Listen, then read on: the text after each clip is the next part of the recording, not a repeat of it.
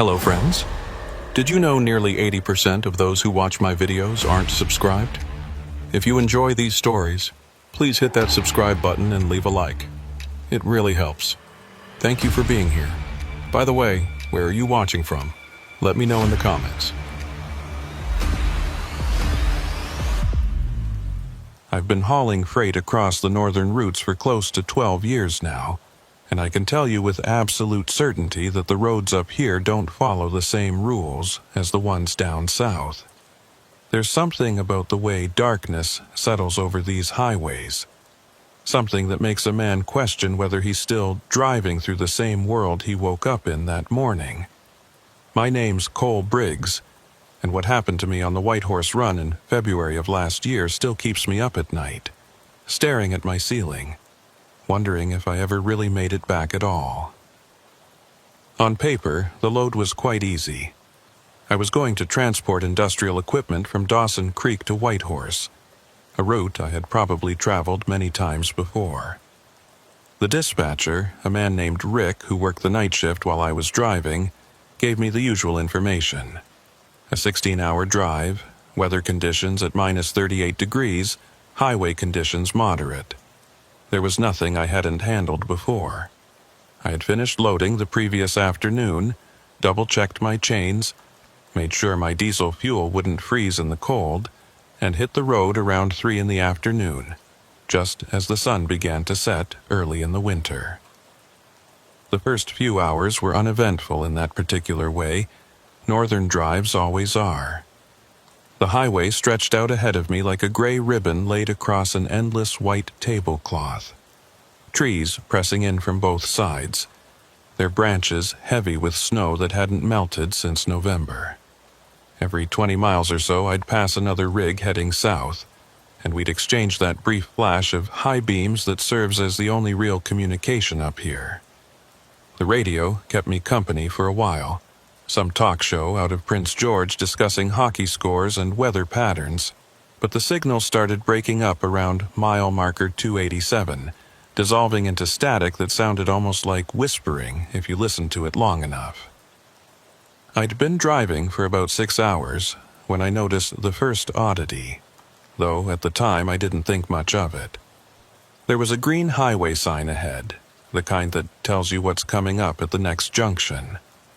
I was familiar enough with this stretch of road to know there weren't any major turnoffs for another 40 miles. But as my headlights swept across it, I could clearly read Crossroads 2 miles printed in white reflective letters. I frowned at that, trying to remember if they'd added a new service road or logging route since my last trip through. The northern highways change sometimes, new resource roads appearing overnight as companies push deeper into the wilderness. So it wasn't impossible. 2 miles later, I was watching for the turnoff, but there was nothing. The highway continued its straight path through the darkness. The same unbroken line of trees on both sides, no indication that any road had ever branched off from this spot. I checked my GPS, an old Garmin unit I'd been using for years because it still had detailed logging road maps most newer systems didn't bother with. According to the screen, I was exactly where I was supposed to be, following Highway 97 north with no junctions, intersections, or crossroads marked anywhere in the vicinity. The temperature had dropped even further by the time I hit hour 8, my dashboard thermometer reading minus 42. At those temperatures, everything changes. The air itself seems to crystallize, and your breath comes out in clouds so thick they could almost be solid.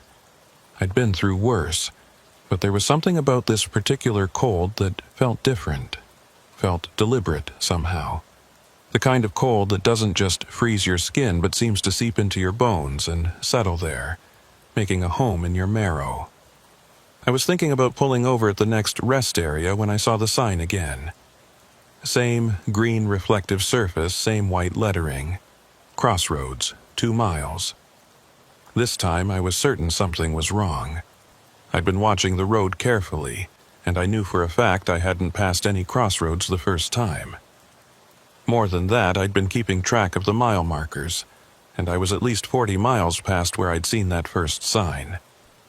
There was no way the same sign could appear twice on a straight highway unless someone had put up duplicates, which made no sense at all. I grabbed my CB radio and keyed the mic, my voice sounding harsh in the quiet of the cab. "This is northbound 87 to any driver in the area. You got your ears on?" Static answered me, that same whispering quality I'd heard in the regular radio earlier. I tried again, cycling through the channels, but got nothing except that strange interference. In 12 years of driving these routes, I'd never had trouble reaching someone on the CB. There are always truckers out here, always someone hauling something through the darkness, and the CB is our lifeline, our way of staying connected to the human world when everything else falls away. The 2 miles passed slowly, my eyes fixed on the road ahead, watching for any sign of an intersection or turnoff. My high beams cut through the darkness, illuminating the falling snow that had started up about an hour back. Nothing but highway, nothing but trees, nothing but that endless white and gray and black. When my odometer told me I'd gone 2 miles past the sign, I started counting telephone poles, watching for anything that might indicate a road, even an old abandoned logging trail. There was nothing. That's when my engine started making a sound it had never made before. A low, rhythmic knocking that seemed to come from somewhere deep in the block. A sound that felt less like mechanical failure and more like something trying to communicate. I've been around diesel engines my whole adult life. Rebuilt 3 of them from scratch, and I'd never heard anything quite like it. The rhythm was too regular, too measured. Almost like Morse code or a heartbeat. I eased off the throttle, but the sound continued at the same tempo regardless of my engine speed. I pulled over onto the shoulder, letting the engine idle while I tried to diagnose the problem. The sound continued, steady and insistent, and now that I was stopped, I could hear something else underneath it. A low humming, almost subsonic, that seemed to vibrate through the frame of the truck. I killed the engine and the knocking stopped immediately, but the humming continued. That's when I realized it wasn't coming from my truck at all. It was coming from outside, from somewhere in the trees. The rational part of my brain was screaming at me to get back in the cab, start the engine, and keep driving. But there's something that happens to you when you spend enough time alone on these northern routes. You start to question your own judgment, start to wonder if the isolation is making you imagine things.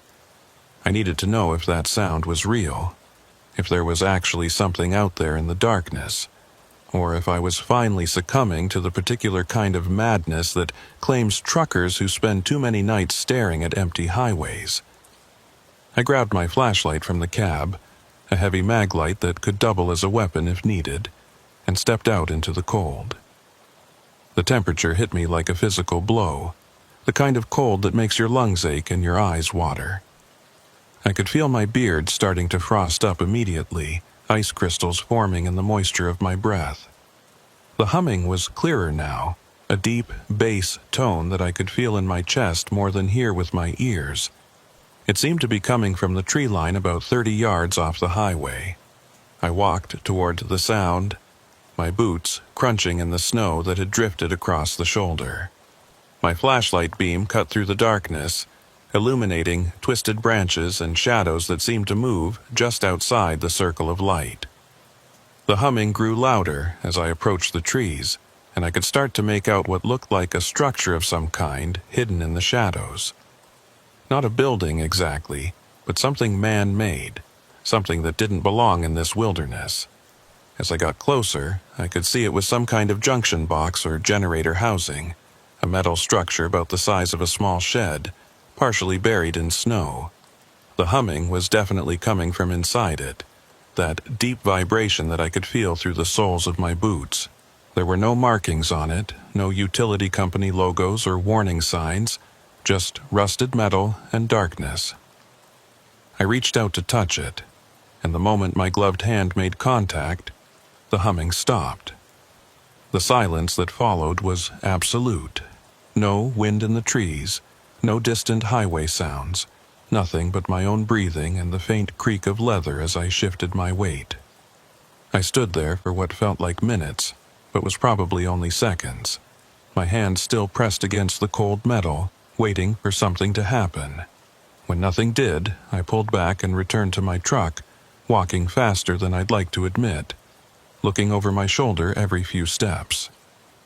I climbed back into the cab and sat there with the door locked, watching the junction box through my windshield. My engine started on the first try, that strange knocking completely gone, and I pulled back onto the highway without looking back. But as my truck began to move, I saw something in my side mirror that made my blood freeze. There was a figure standing next to the junction box, a dark silhouette against the snow, completely motionless. It might have been a tree, might have been a trick of the shadows, but I don't think it was.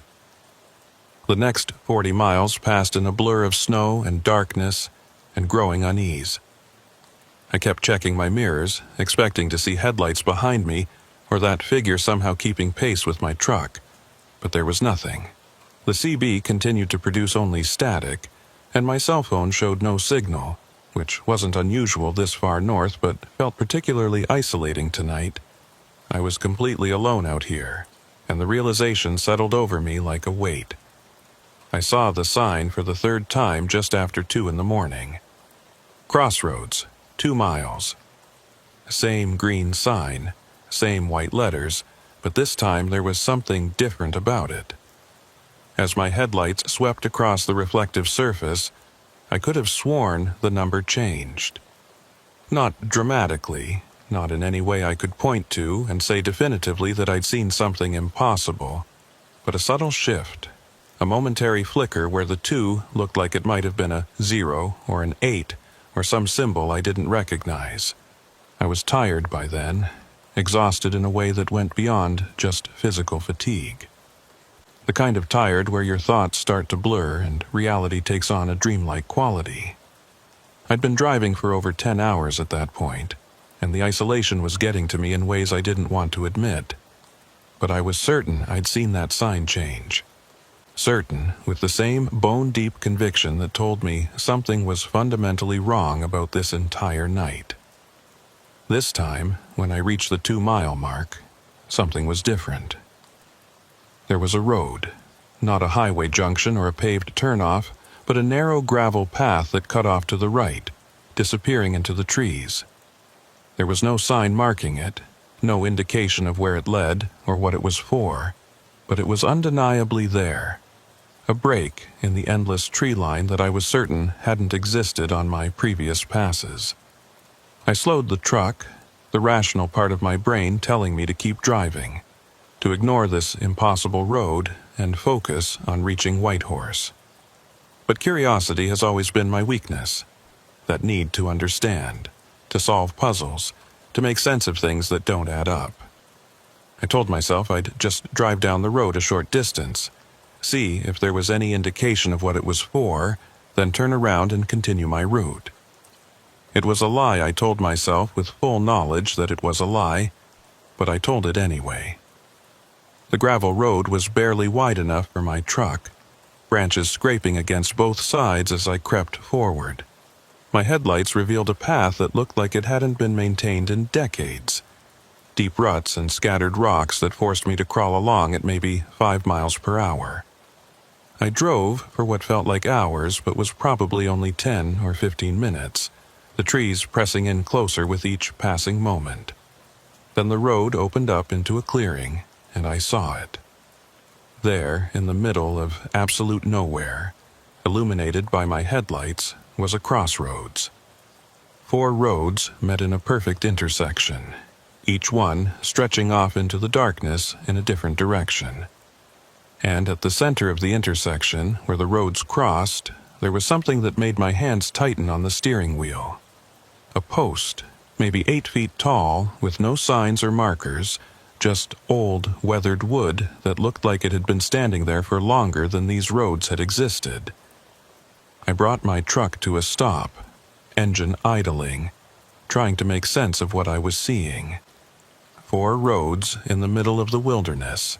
meeting at a point that appeared on no map, marked by nothing except a single post. The logical explanations ran through my mind. Old logging roads, maybe, or surveyor trails from decades past. But none of that explained how I'd found this place, how that sign had appeared 3 times on a highway with no junctions, how this road had materialized out of nothing. That's when I noticed the tracks. Fresh tire tracks in the snow, crisp and clear, leading from the road I'd come in on and continuing straight across the intersection to the opposite road. Another truck had been here recently, within the last few hours, based on how clean the tracks were. I felt a momentary surge of relief at the thought that I wasn't the only person to have found this place, that maybe this was some kind of shortcut the local drivers use that just wasn't marked on official maps. I keyed my CB again. This is northbound 87 to any driver in the area. I'm at some kind of crossroads off Highway 97. Anyone know what this is? The static that came back was different this time, more structured, almost like it was forming words if you listened hard enough. I sat there with the mic in my hand, staring at the radio, trying to convince myself I wasn't hearing what I thought I was hearing. But there it was, barely audible under the white noise. Turn around. The voice on the radio could have been anyone. Could have been another driver trying to warn me. Could have been my own imagination creating patterns in random static. But the way my skin prickled when I heard it, the way something deep in my gut twisted with primal fear, told me I needed to listen. I put the truck in reverse, but before I could back up, my headlights caught something that made me freeze. There was another truck at the crossroads. I'd been looking at this intersection for several minutes, and I was certain it hadn't been there before. But now, there was definitely a semi parked on the opposite side facing me across the intersection. Its lights were off, the cab dark, but I could make out the silhouette of someone sitting in the driver's seat. For a long moment, neither of us moved. Then slowly, deliberately, the other truck's headlights turned on, high beams blazing directly into my eyes. I threw my truck into reverse and started backing up, branches scraping along both sides of my cab. Through my mirrors, I could see the other truck beginning to move forward, crossing the intersection, following me back down the narrow road. Its high beams stayed on, flooding my cab with light, making it almost impossible to see where I was going. I was backing up as fast as I dared, my heart hammering in my chest, trying to reach the highway before that other truck reached me. The road seemed longer going back, the trees pressing in even closer, branches reaching out like fingers trying to grab hold of my truck. The headlights behind me never wavered, never blinked, just maintained that steady pursuit. I couldn't see the driver, couldn't make out any details about the truck except that it was dark-colored and old. Maybe a Peterbilt from the 80s based on the shape of the headlights. When I finally reached the highway, I didn't bother checking for traffic. I just swung my truck out onto the road and punched the accelerator, my engine roaring as I pushed it harder than I had in years. I watched my mirrors, waiting for those headlights to emerge from the gravel road, but they never did. The road was empty, the tree line unbroken, as if the turnoff had never existed at all. I didn't stop driving until I reached Whitehorse 8 hours later, completing the run on nothing but adrenaline and fear. When I finally pulled into the depot and killed my engine, my hands were shaking so badly I could barely grip the steering wheel. The dispatcher asked me why I was late, why I hadn't radioed in my position during the night, but I couldn't find the words to explain what had happened. How do you tell someone you spent hours driving in circles, following a road that shouldn't exist to a crossroads that couldn't be real? The company gave me 3 days off after that run, which I spent in a cheap motel room in Whitehorse, trying to convince myself that exhaustion and isolation had created some kind of hallucination. I'd heard stories about truckers on the northern routes losing their grip on reality, seeing things that weren't there, driven mad by the endless darkness and solitude. Maybe I was just another casualty of the highway, another driver who'd spent too many nights alone with his thoughts. That's what I told myself anyway, as I lay in that motel bed, listening to the sound of traffic outside and clinging to it like a lifeline to normalcy. But I couldn't stop thinking about those tire tracks at the crossroads. They'd been real, physical marks in the snow that my headlights had clearly illuminated. Hallucinations don't leave tracks. Exhaustion doesn't create roads where none existed before. Something had happened out there on that highway. Something I couldn't explain with logic or reason or any of the comfortable lies I tried to tell myself. I spent most of the second day at a local diner, drinking coffee and talking to other drivers who frequented the northern routes. Most of them had stories about strange things they'd seen, lights in the sky or weird sounds on their CB radios, but nothing quite like what I'd experienced. There was one older driver, though, a man named Dale Winters, who'd been hauling freight through the north for close to 30 years. When I mentioned the crossroads, his expression changed, and he went quiet for a long moment before speaking. "How many times did you see the sign?" he asked, his voice low. I told him 3 times, and he nodded slowly, like I'd confirmed something he'd suspected. "You're lucky you turned around when you did," he said. "I've heard stories about those crossroads. Nobody who's gone through that intersection has ever been heard from again. Their trucks turn up eventually, always at some rest stop or depot, perfectly intact, but the drivers are just gone." I asked him if he'd ever seen the crossroads himself, and he shook his head. "Never seen it, but I've seen the sign. Twice over the years. Both times I kept driving, didn't turn off the highway, and both times I made it to my destination without incident. It's like the road is testing you, seeing if you'll follow it. Most drivers are smart enough to ignore it, but some aren't. Curiosity kills more than cats, if you know what I mean." We talked for another hour, Dale sharing other stories about the northern routes, warning signs that drivers had learned to recognize over the years. Certain rest areas where trucks would break down for no mechanical reason. Stretches of highway where CB radios only picked up static, no matter what channel you tried. Places where the temperature would drop 30 degrees in the span of a mile, then return to normal just as quickly. The North was full of oddities, he said, full of places where the normal rules didn't quite apply. When I left the diner, I felt both better and worse. Better because I now knew I wasn't the only one who'd encountered something strange on these highways. Worse because Dale's stories suggested that what I'd experienced wasn't an isolated incident, but part of some larger pattern, some fundamental strangeness that permeated the northern routes.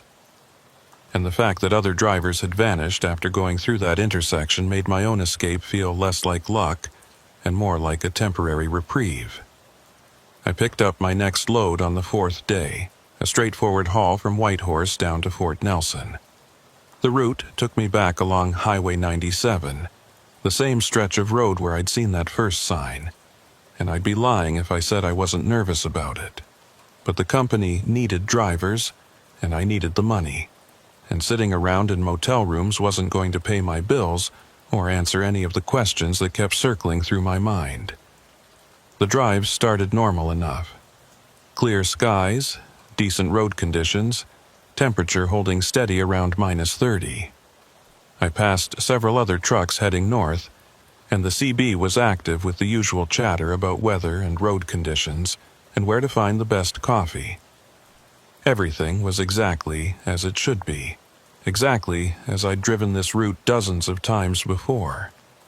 But I couldn't shake the feeling that something was waiting for me out there in the darkness, that the crossroads wasn't finished with me yet. Around hour 5, just as the sun was setting and the highway was being swallowed by darkness, my CB radio crackled to life with a voice I didn't recognize. "Northbound 87, this is southbound 43, you got your ears on?" I grabbed the mic and responded, confirming my call sign. relieved to have some human contact. The voice on the other end sounded strained, worried. "Listen, I'm about 40 miles north of your position, and I'm seeing some weird stuff on the highway. Signs that don't match my maps, roads that shouldn't be there. You seeing anything like that?" I felt my stomach drop. Another driver experiencing the same things I had. I asked him to describe what he was seeing, and he told me about a green reflective sign advertising a crossroads 2 miles ahead, even though his GPS showed no junctions in the area. I told him to keep driving, to ignore the sign and stay on the main highway no matter what he saw. There was a long pause on the other end, filled only with static before he responded. Too late for that. I already turned off. I'm on some kind of gravel road now, heading into the trees. I think I see something up ahead. I tried to warn him, tried to tell him to turn around immediately, but my radio filled with that familiar whispering static, drowning out my voice. I kept trying to reach him, cycling through every channel, but there was nothing except that sound, that awful sound, like 1,000 voices speaking in a language I couldn't quite understand. I drove faster, pushing my truck beyond what was safe, trying to close the distance between us, though I had no idea what I could possibly do to help. 40 miles later, I saw his truck. It was pulled over on the shoulder, hazards flashing, cab empty. I pulled up behind it and grabbed my flashlight, my hands shaking as I climbed down from my cab. The other truck was still running, the driver's door hanging open, interior lights on. There was a half-empty coffee cup in the cup holder, a cigarette still smoldering in the ashtray. It looked like the driver had just stepped out for a moment and would be right back, but there were no footprints in the snow around the truck. The pristine white surface was undisturbed except where my own boots were now marking it. I called out, my voice echoing in the darkness, but got no response. I checked the sleeper berth, the cargo area, even looked under the truck, but there was no sign of the driver anywhere. Just an empty truck idling on the shoulder of Highway 97. Its owner vanished into thin air. I radioed it in to the provincial police, gave them the truck's location and the call sign I'd heard on the CB. While I waited for them to arrive, I sat in my own cab with the doors locked, watching the empty truck through my windshield. The temperature was dropping, my dashboard thermometer showing -43, but I could have sworn I saw heat shimmer rising from the other truck's exhaust, distorting the air in ways that didn't match the cold. The police arrived about 30 minutes later, 2 officers in a Royal Canadian Mounted Police cruiser. They checked the truck, took my statement, asked me to describe the driver's voice and what he'd said on the CB.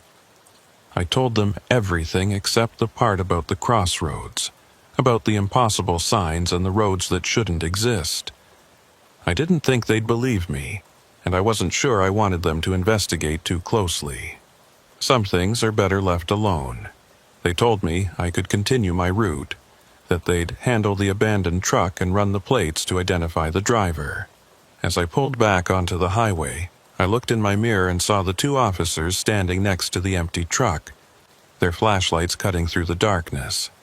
I wondered if they had any idea what they were dealing with, if they understood that this was something beyond a simple abandoned vehicle. Probably not. Probably better that way. The rest of the drive to Fort Nelson passed without incident, but I couldn't stop thinking about that driver, about how his voice had sounded on the CB, strained and worried but still rational, still human, and now he was just gone, vanished into the same darkness that had tried to claim me. I wondered how many other drivers had disappeared on these northern routes, how many empty trucks had been found on the shoulder with no explanation, no trace of their operators. When I reached Fort Nelson and dropped off my load, I told the dispatcher I needed a few more days off.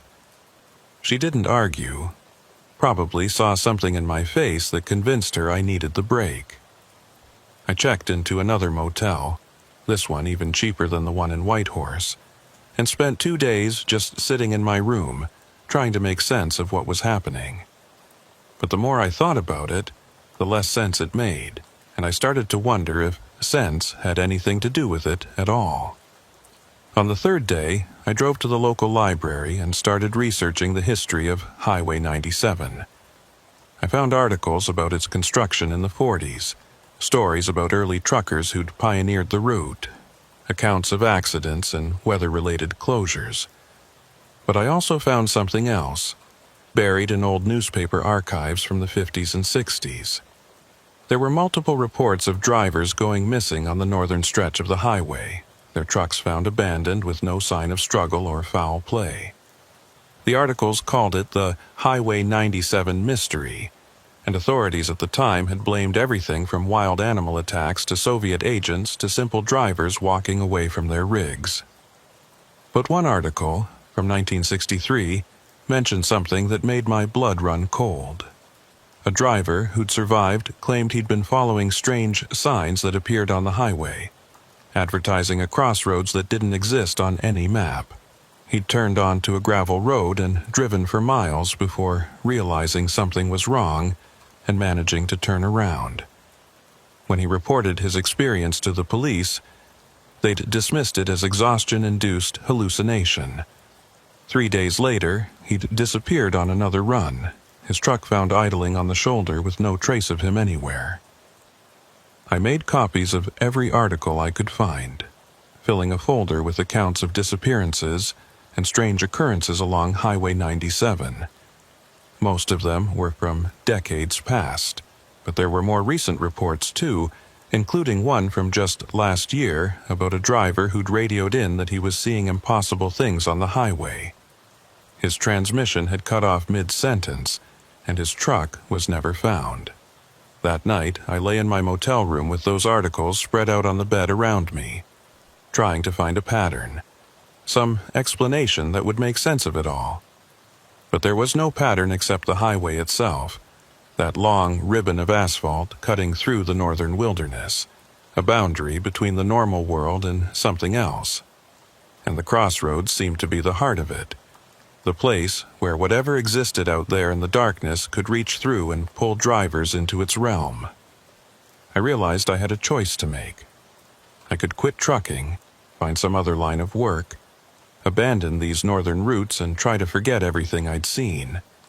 Or I could continue driving, knowing that the crossroads was still out there, still waiting, still showing itself to drivers who were unlucky enough to see those signs. The smart choice was obvious, but I've never been particularly smart about these things. I'd been driving trucks for 12 years, and the northern routes were the only life I knew. More than that, I couldn't shake the feeling that walking away would be a kind of surrender, an admission that I was too afraid to face whatever existed out there in the darkness. And I'd never been good at backing down from anything, even when I probably should. So I made my decision, told myself I'd be more careful, that I wouldn't turn off the highway no matter what signs I saw or voices I heard on the CB. It was a promise I knew I might not be able to keep, but I made it anyway. I picked up another load, heading north 2 days later. Back to Whitehorse, the same route where all of this had started. The same stretch of highway where the crossroads waited for drivers foolish enough to follow its signs. The dispatcher asked me if I was sure I wanted this run, said she could assign it to someone else if I needed more time off, but I told her I was fine, that I was ready to get back on the road. Another lie, but one that felt necessary. The first few hours of the drive were tense, my eyes constantly scanning the roadside for any sign of that green reflective marker. Every mile marker I passed felt like a small victory, another bit of distance between me and the possibility of seeing those signs again. The CB chatter was normal, other drivers talking about load weights and fuel prices and complaining about the cold. Everything was exactly as it should be, and I started to relax slightly, started to think that maybe I'd be okay. Then, around hour 7, as full darkness settled over the highway and the temperature dropped to -45, I saw it. Not the sign this time, but something else. There was a rest area ahead, one of those basic pull-off spots with a couple of picnic tables and an outhouse. I'd stopped there before on previous runs, used the facilities and stretched my legs before continuing on. But something about it looked wrong tonight, though I couldn't immediately identify what. As I got closer, I realized what it was. The rest area was full of trucks. At least a dozen semis parked in neat rows, their cabs dark. No lights or signs of activity anywhere. It was the middle of the night on one of the loneliest stretches of highway in North America, and this rest area looked like a busy truck stop at rush hour. But there were no drivers visible, no movement anywhere. Just all these trucks sitting silent in the darkness. I slowed down, debating whether to stop and investigate or just keep driving. The rational part of my brain was screaming at me to keep moving, to put as much distance between myself and this place as possible. But I couldn't shake the image of all those empty trucks, couldn't stop wondering if their drivers had all seen the same signs I had, if they'd all followed those gravel roads to the crossroads and never made it back. I pulled into the rest area, my headlights sweeping across the parked trucks. They were all different makes and models, different companies, different provinces on their plates. Some looked new. Others were older models that had probably been on the road for decades. But they all had one thing in common. They were completely empty, their cabs dark and silent. I counted 14 trucks total, arranged in 2 neat rows, and not a single one showed any sign of recent occupation. I grabbed my flashlight and climbed down from my cab, the cold hitting me like always, making my lungs ache and my eyes water. I approached the nearest truck, a red Freightliner with Manitoba plates, and shined my light through the driver's side window. The cab was empty, but there were personal items scattered around. A jacket draped over the passenger seat, a thermos in the cup holder, a photo taped to the dashboard showing a woman and 2 kids. It looked like the driver had just stepped away for a moment. I checked 3 more trucks, and they were all the same. Personal belongings, signs of recent occupation, but no drivers anywhere. The doors were all locked, the keys presumably still in the ignitions, though I couldn't see them from outside. It was like all these drivers had simply vanished from their cabs simultaneously, leaving their trucks and their lives behind. That's when I heard it. The humming. That same deep bass tone I'd heard at the junction box, vibrating through the ground and up through my bones. It was coming from the tree line behind the rest area, and as I turned my flashlight toward the sound, I saw something that made me take an involuntary step backward. There was a path leading into the trees, a narrow trail that definitely hadn't been there on my previous stops at this rest area. And at the mouth of the trail, barely visible in the beam of my flashlight, was another one of those green reflective signs. I didn't need to walk closer to read it. I knew what it said: Crossroads. The sign was here, waiting for me, showing me another path to that impossible intersection. And I suddenly understood what had happened to all these drivers. They'd stopped at this rest area, seen the sign, followed the path into the trees, and they'd never come back. I turned and walked quickly back to my truck, my hand shaking as I fumbled with the door handle. I climbed into the cab and locked the doors, my heart pounding in my chest. I should have left immediately, should have started my engine and gotten back on the highway, but I sat there for a moment, staring at that path through my windshield. Part of me wanted to follow it, wanted to see where it led, wanted to understand what was happening on these northern routes. But a larger, smarter part of me knew that would be suicide. As I reached for my ignition key, every truck in the rest area turned its lights on simultaneously. 14 sets of headlights blazing to life in perfect unison, flooding the rest area with light. I screamed and ducked down in my seat, my hands over my face, waiting for something to happen. But nothing did. The lights just stayed on, shining in every direction. and after a long moment I slowly raised my head and looked around. All the trucks still appeared empty, their cabs dark despite their headlights being on. And then, as I watched in horror, they all started their engines.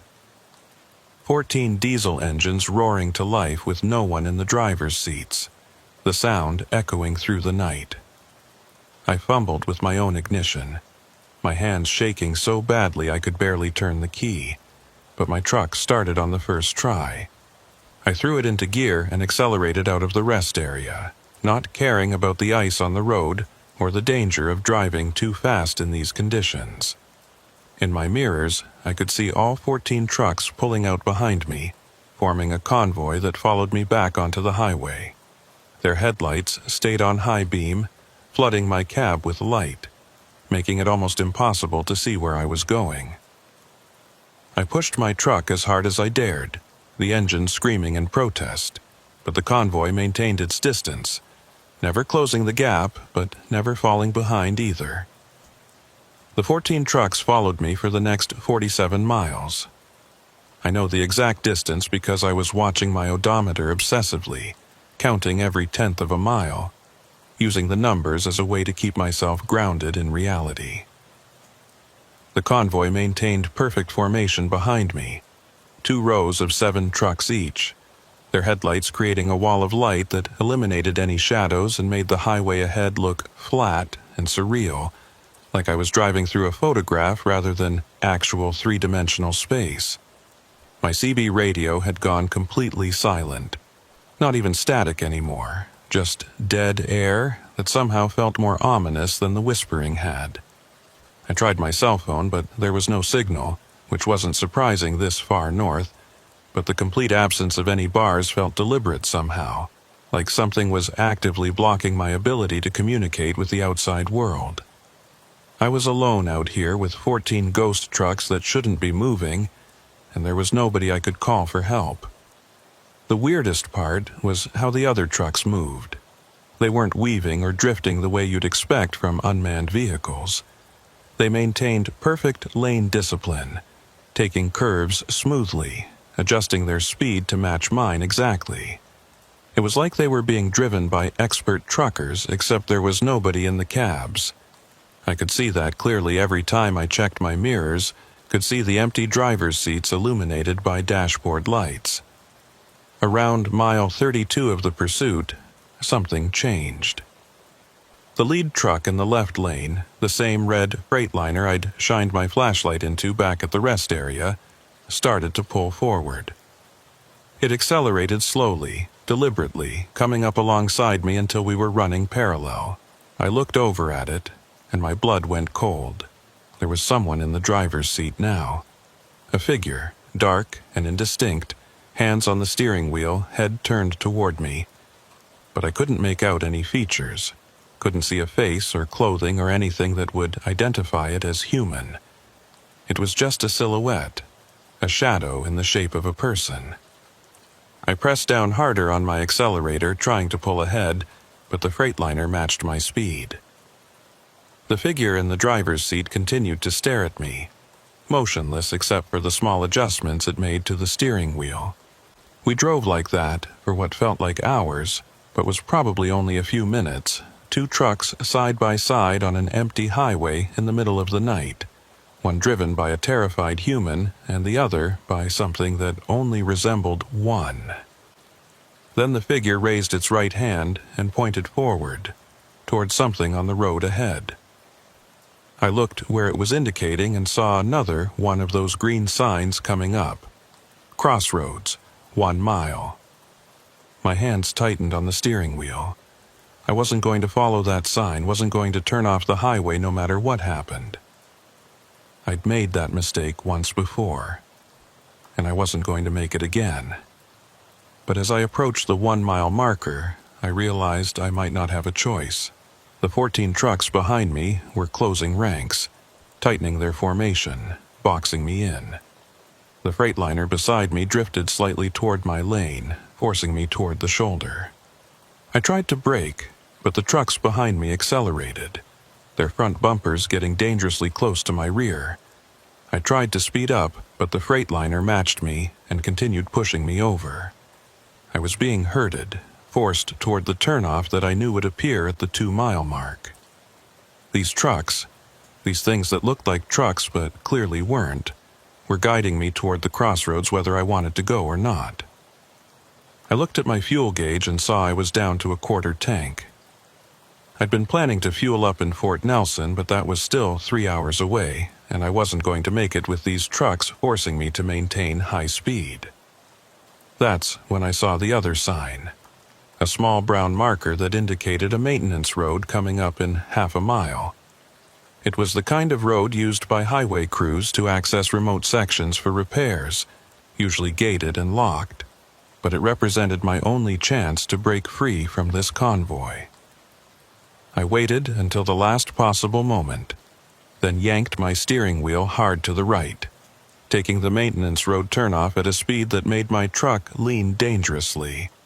The convoy didn't follow. They continued straight on the highway, maintaining their formation, and within seconds they disappeared from view. I slowed my truck to a crawl, my hands shaking on the steering wheel, my breath coming in short gasps. I'd escaped, at least temporarily, but I had no idea where this maintenance road led, or if it would even get me back to the highway. The road was unpaved and poorly maintained, full of potholes and washouts that forced me to creep along at maybe 10 miles per hour. My headlights revealed nothing but trees on both sides, dense forest that seemed to press in closer the further I drove. I kept checking my mirrors, expecting to see those headlights reappear behind me, but there was nothing except darkness. I'd been on the maintenance road for about 20 minutes when I noticed something odd about the trees. They were all leaning at the same angle, like they'd been pushed by some massive wind and frozen in that position. The angle was slight enough that I might not have noticed it in daylight, but my headlights cast long shadows that made it obvious, and they were all leaning toward the road, toward me, like they were trying to reach across the narrow gap and touch my truck. The temperature had dropped again, my dashboard now showing -52. At those temperatures, metal becomes brittle, diesel fuel turns to gel, and human flesh freezes in minutes. I had my heater running at full blast, but I could still feel the cold seeping into the cab, making my fingers numb and my breath come out in thick white clouds. I started to worry that my truck would break down out here, that I'd be stranded on this abandoned maintenance road with no way to call for help. That's when my headlights caught something on the road ahead. At first I thought it was an animal, maybe a moose or a bear, but as I got closer I realized it was a person. They were standing in the middle of the road, facing away from me, completely motionless. I slowed to a stop about 30 feet away, and sat there with my engine idling, trying to decide what to do. The figure was wearing what looked like old trucker gear, a heavy winter coat and work boots, but something about their posture was wrong. They stood too straight, too rigid, like a statue rather than a living person. I honked my horn, and the sound echoed through the trees, but the figure didn't move. I honked again, longer this time, but got the same non-response. I was debating whether to turn around and try to find another route when the figure slowly began to turn toward me. The movement was wrong, mechanical, like they were pivoting on a fixed axis rather than naturally turning their body. And as they completed the rotation and faced my truck, I saw why their posture had seemed off. They had no face. Where there should have been eyes and a nose and a mouth, there was just smooth, blank skin, like an unfinished sculpture. I threw my truck into reverse and backed up as fast as I dared, not caring about the potholes or the risk of sliding off the road. The faceless figure didn't follow, just stood there in the beam of my headlights, watching me with eyes that didn't exist. I reversed for maybe a quarter mile before finding a spot wide enough to turn around, and then I drove back the way I'd come, pushing my truck to its absolute limit on the terrible road. When I reached the junction with the highway, I sat there for a long moment, trying to decide which direction to turn. North would take me back toward the convoy, toward that stretch of highway where the crossroads sign would be waiting. South would take me away from my destination, away from the load I was supposed to deliver, but it would also take me away from whatever was hunting me on these roads. I turned south. I'd lost loads before, and I could deal with whatever consequences came from abandoning this run. What I couldn't deal with was the certainty that if I continued north, if I saw that crossroads sign again, I wouldn't have the strength to ignore it. Something was pulling me toward that intersection, some force that grew stronger every time I encountered it, and I knew that if I gave in, if I followed those signs one more time, I wouldn't be coming back. I drove south for 6 hours straight, ignoring the growing fatigue and the pain in my lower back from sitting in the same position. I passed Fort Nelson without stopping, past every rest area and pull-off. Didn't even slow down for the small towns along the way. I just drove, putting as much distance as I could between myself and that stretch of highway where the crossroads waited. The sun came up around hour 4, and I'd never been so relieved to see daylight. The world looked normal again, highway and trees and distant mountains painted in shades of gray and white and blue. Other trucks appeared on the road, heading north with their loads, and I felt an overwhelming urge to warn them, to tell them about the crossroads and the signs and the convoy of ghost trucks. But I knew how it would sound, knew they'd think I'd lost my mind or been driving too long without sleep. I finally stopped in a town called Chetwynd, found a cheap motel and crashed for 14 hours straight. When I woke up, it was night again, and for a moment I panicked, thinking I was still out there on the highway, still being pursued by those empty trucks.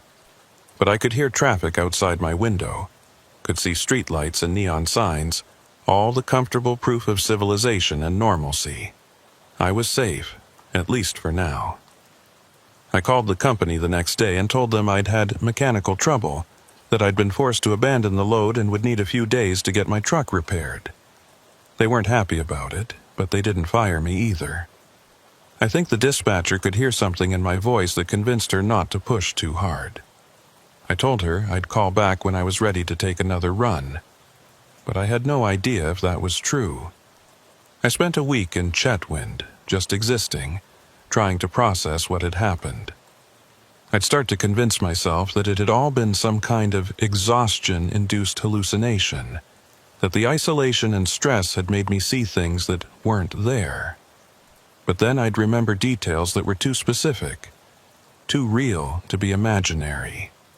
The way that faceless figure had turned toward me, the perfect formation of the truck convoy, the exact wording on those green signs, none of it felt like a dream or a hallucination. It felt like memory, like documented fact. On the 8th day, I drove my truck to a garage and had them give it a complete inspection. I told the mechanic I wanted everything checked, every system tested, didn't care how much it cost.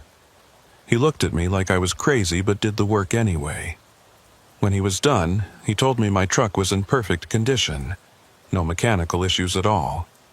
I thanked him and paid the bill, and then I just sat in my truck in the garage parking lot, staring at the steering wheel. The truck was fine. I was the one who was broken, the one who couldn't stop thinking about those roads, and that crossroads and those empty trucks with their mysterious drivers. I was the one who jumped every time I saw a green highway sign, who couldn't drive after dark without my hands shaking on the steering wheel. The highway had gotten into my head, planted something there that I couldn't dig out no matter how hard I tried. I eventually started taking loads again, but only short hauls on southern routes, runs that kept me close to populated areas where I could always see other vehicles and lights and signs of human presence. I avoided the northern highways completely, turned down any load that would take me within 100 miles of Highway 97. Other drivers noticed, started calling me soft, saying I'd lost my nerve. Maybe they were right. But sometimes, late at night when I'm lying in bed trying to fall asleep, I think about those tire tracks I saw at the crossroads. I think about how they'd been fresh, how they'd indicated another truck had been there recently, and I wonder if that other driver made it back, or if they went through the intersection and vanished like all the others. I wonder if they're still out there somewhere, driving an endless highway in some place that exists adjacent to our world but separate from it.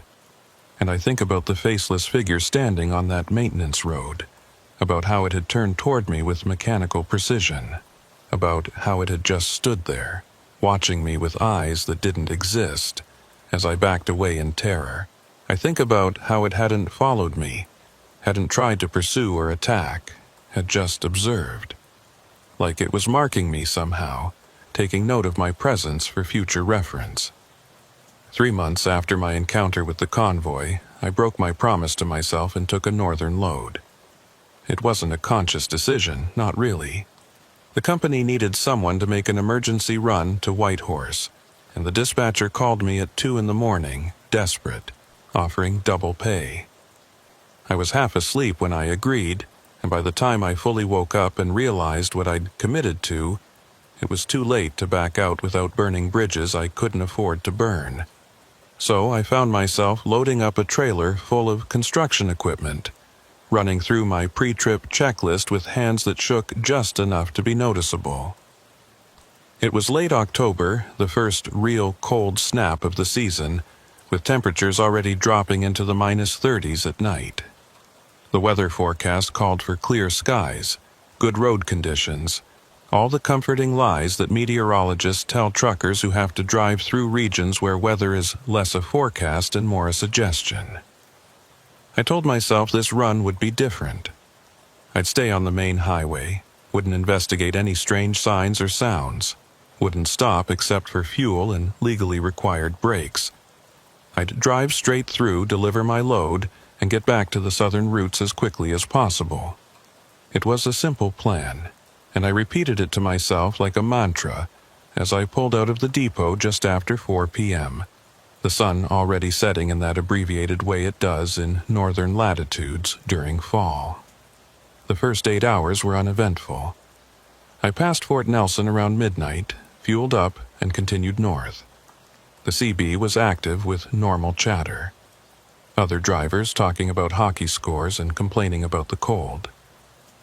I participated when they addressed me directly, kept my responses short and professional, didn't mention anything about crossroads or ghost convoys or faceless figures. Just another trucker making another run, nothing unusual about it at all. But around hour 10, as I approached the section of Highway 97, where I'd first seen that sign back in February, I started feeling it. A pull, an attraction. Like there was a magnet somewhere off the highway drawing me toward it. It was subtle at first, just a slight urge to drift right, to let my truck veer toward the shoulder. I corrected my steering and shook my head, trying to clear it, telling myself it was just fatigue, just my imagination creating patterns where none existed. The pull got stronger.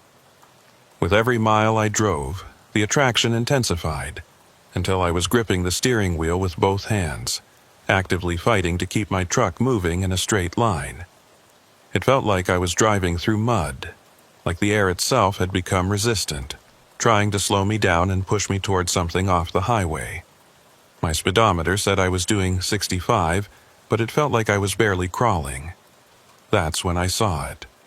Not the green sign this time, but something worse. There was a truck stopped on the shoulder ahead, hazards flashing, a figure standing next to the driver's side door.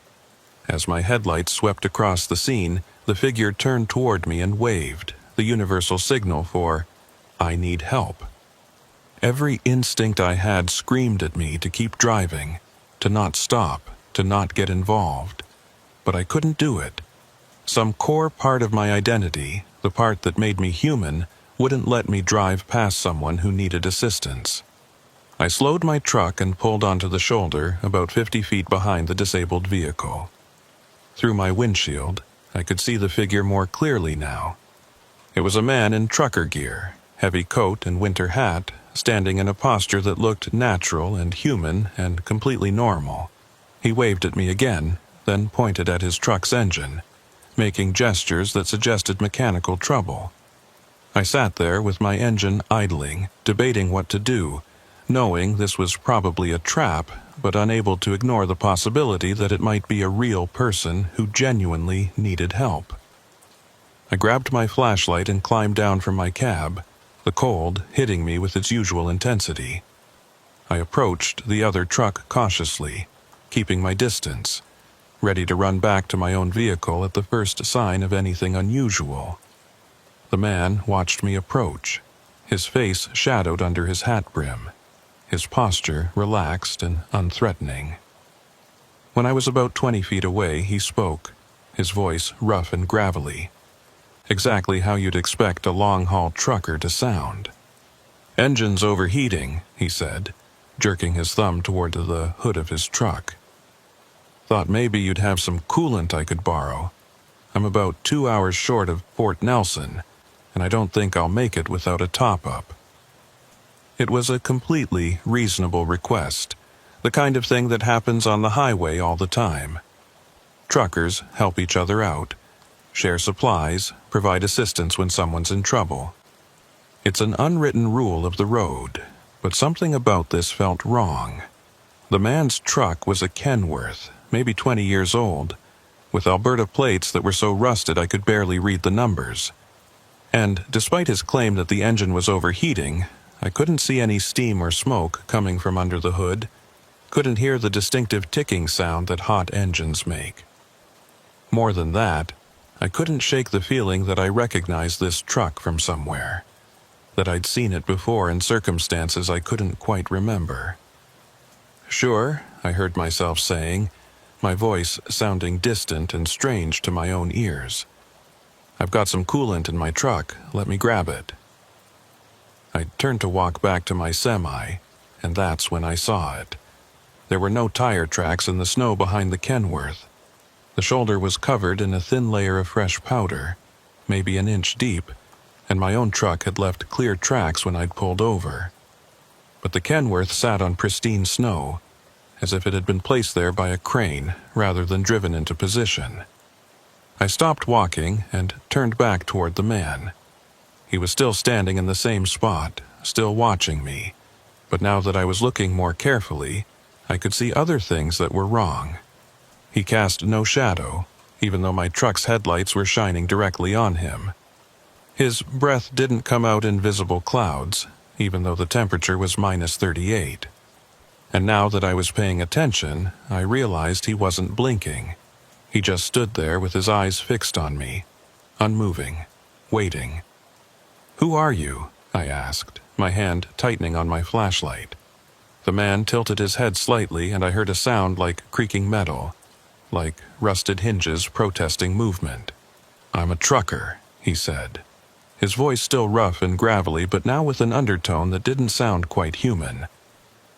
"Same as you, just trying to get where I'm going, just trying to complete my run." I backed away slowly, keeping my eyes fixed on him, moving toward my truck. He didn't follow, didn't move at all, just stood there watching me with those unblinking eyes. When I reached my cab, I climbed in and locked the doors, my hands shaking so badly I could barely work the locks. I looked through my windshield, and the man was gone. Not walked away, not gotten back in his truck, just gone. And the Kenworth was still sitting there, hazards still flashing, completely empty. I should have driven away right then, should have started my engine and gotten back on the highway and never looked back. But I didn't, because as I sat there staring at the empty truck, I finally remembered where I'd seen it before.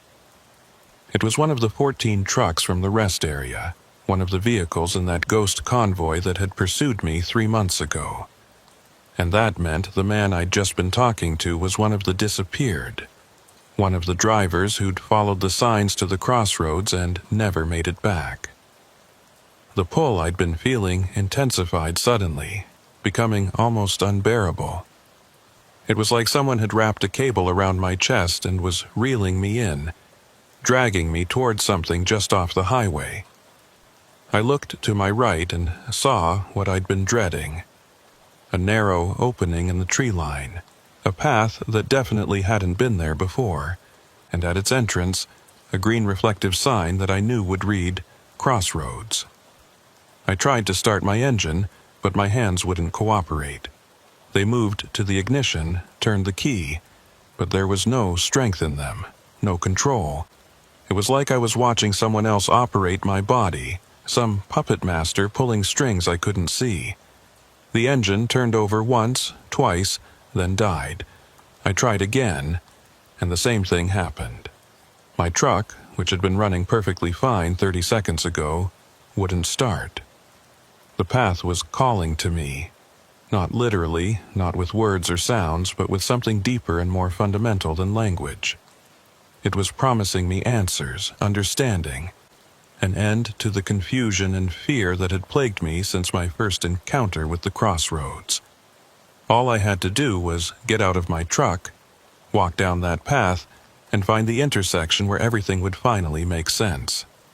My hand reached for the door handle, and I watched it move like it belonged to someone else. The logical part of my brain was screaming, telling me to stop, to fight this compulsion, to do anything except what I was about to do. But the pull was too strong, the attraction too powerful. I'd been resisting it for months, and I was tired of fighting.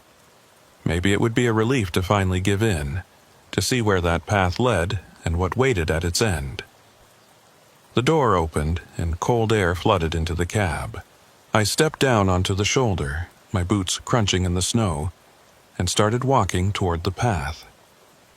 Each step felt lighter than the last, like I was shedding weight with every movement.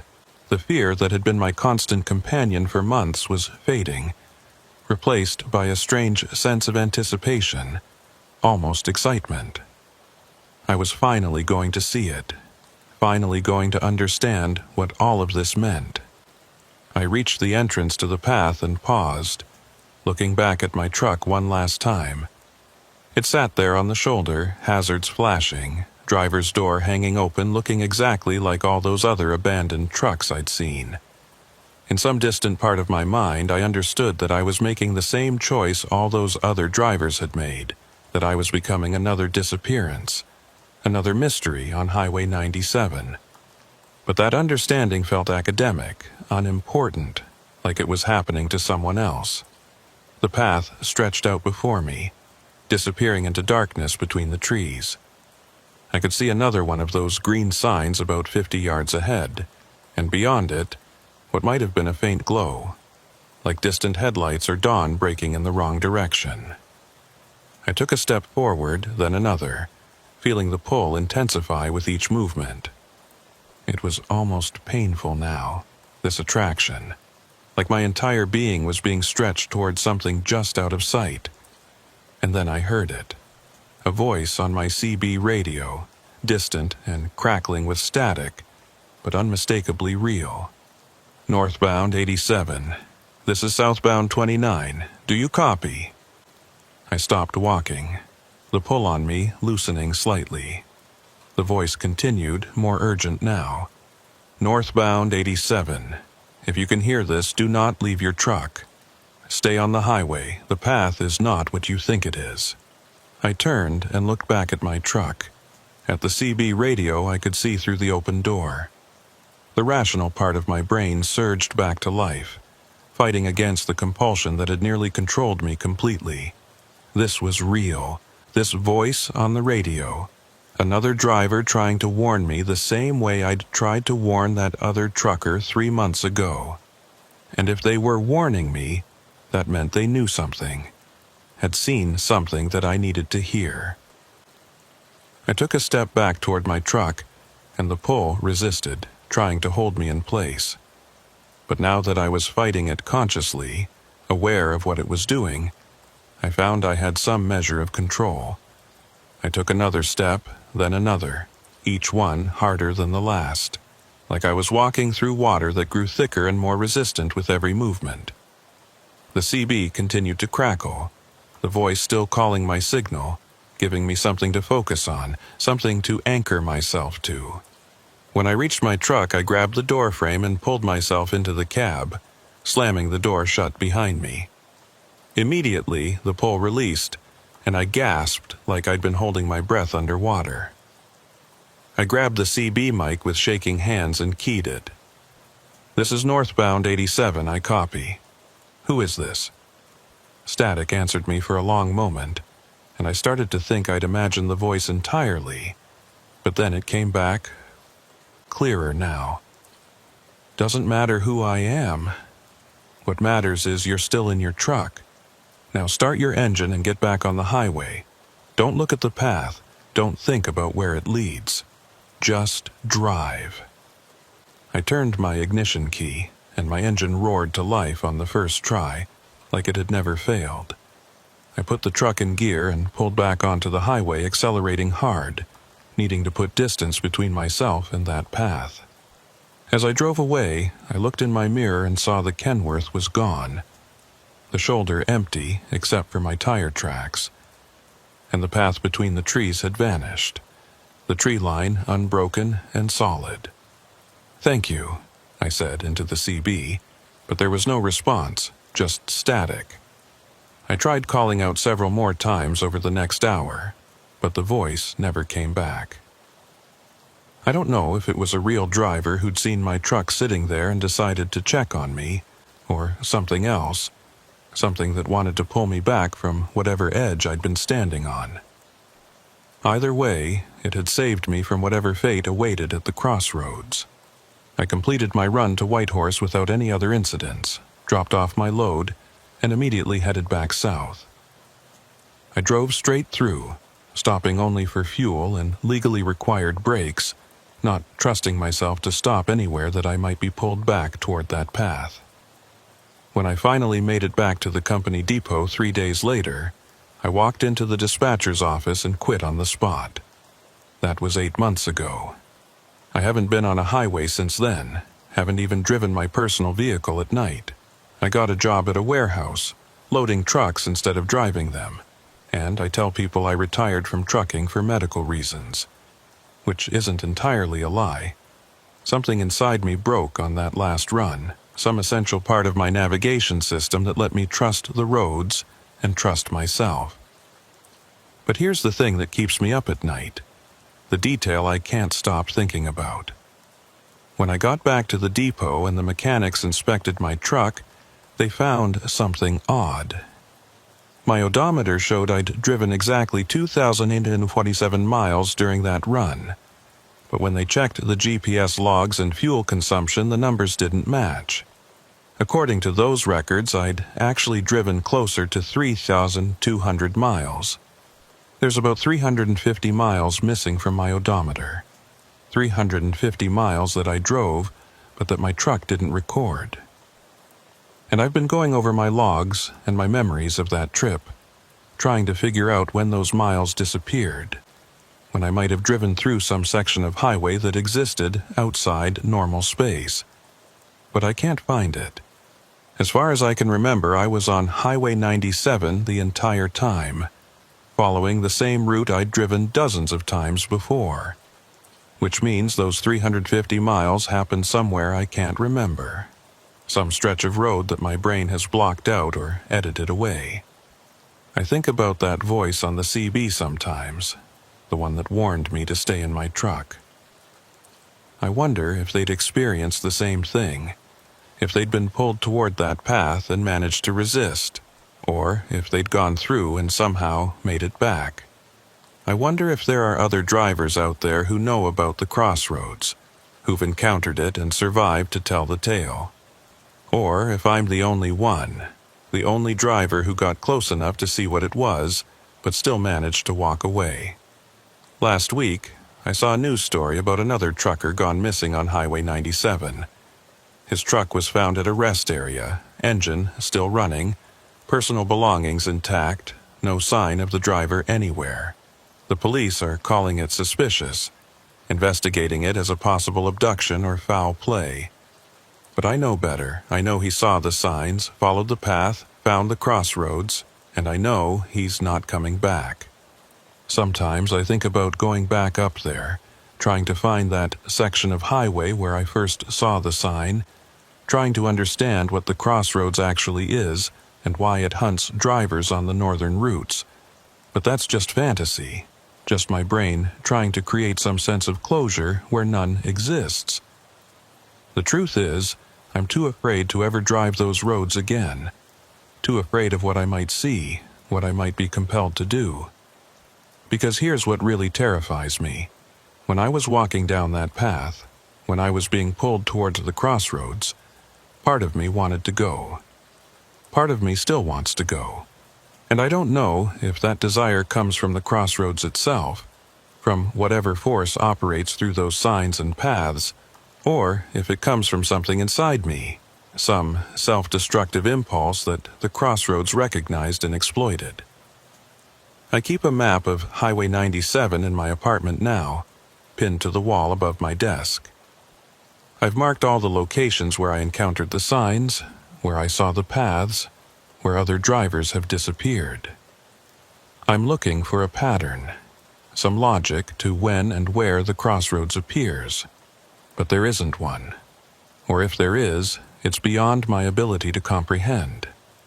The crossroads shows itself when it wants to whoever it chooses, and no amount of mapping or analysis can predict or prevent it. Last night, I dreamed I was back on Highway 97. I was driving my truck through the darkness and I saw that green sign ahead. Crossroads, 2 miles. But this time, instead of fear, I felt relief. Like I was finally going home after a long absence. Like the crossroads wasn't hunting me, but waiting for me, patient and eternal. And I knew, with absolute certainty, that someday I would go back. Not today, not this year, maybe not for decades. But eventually I would find myself on that highway again, and this time I wouldn't resist. This time I would follow the path all the way to the end. I woke up in a cold sweat, my heart pounding, but the dream stayed with me. It stays with me still, as I sit here writing this account, trying to create some record of what I experienced in case anyone else encounters the same thing. But even as I write, I can feel it pulling at me, that same attraction I felt on the highway. It's fainter now, diluted by distance and time, but it's still there, still waiting.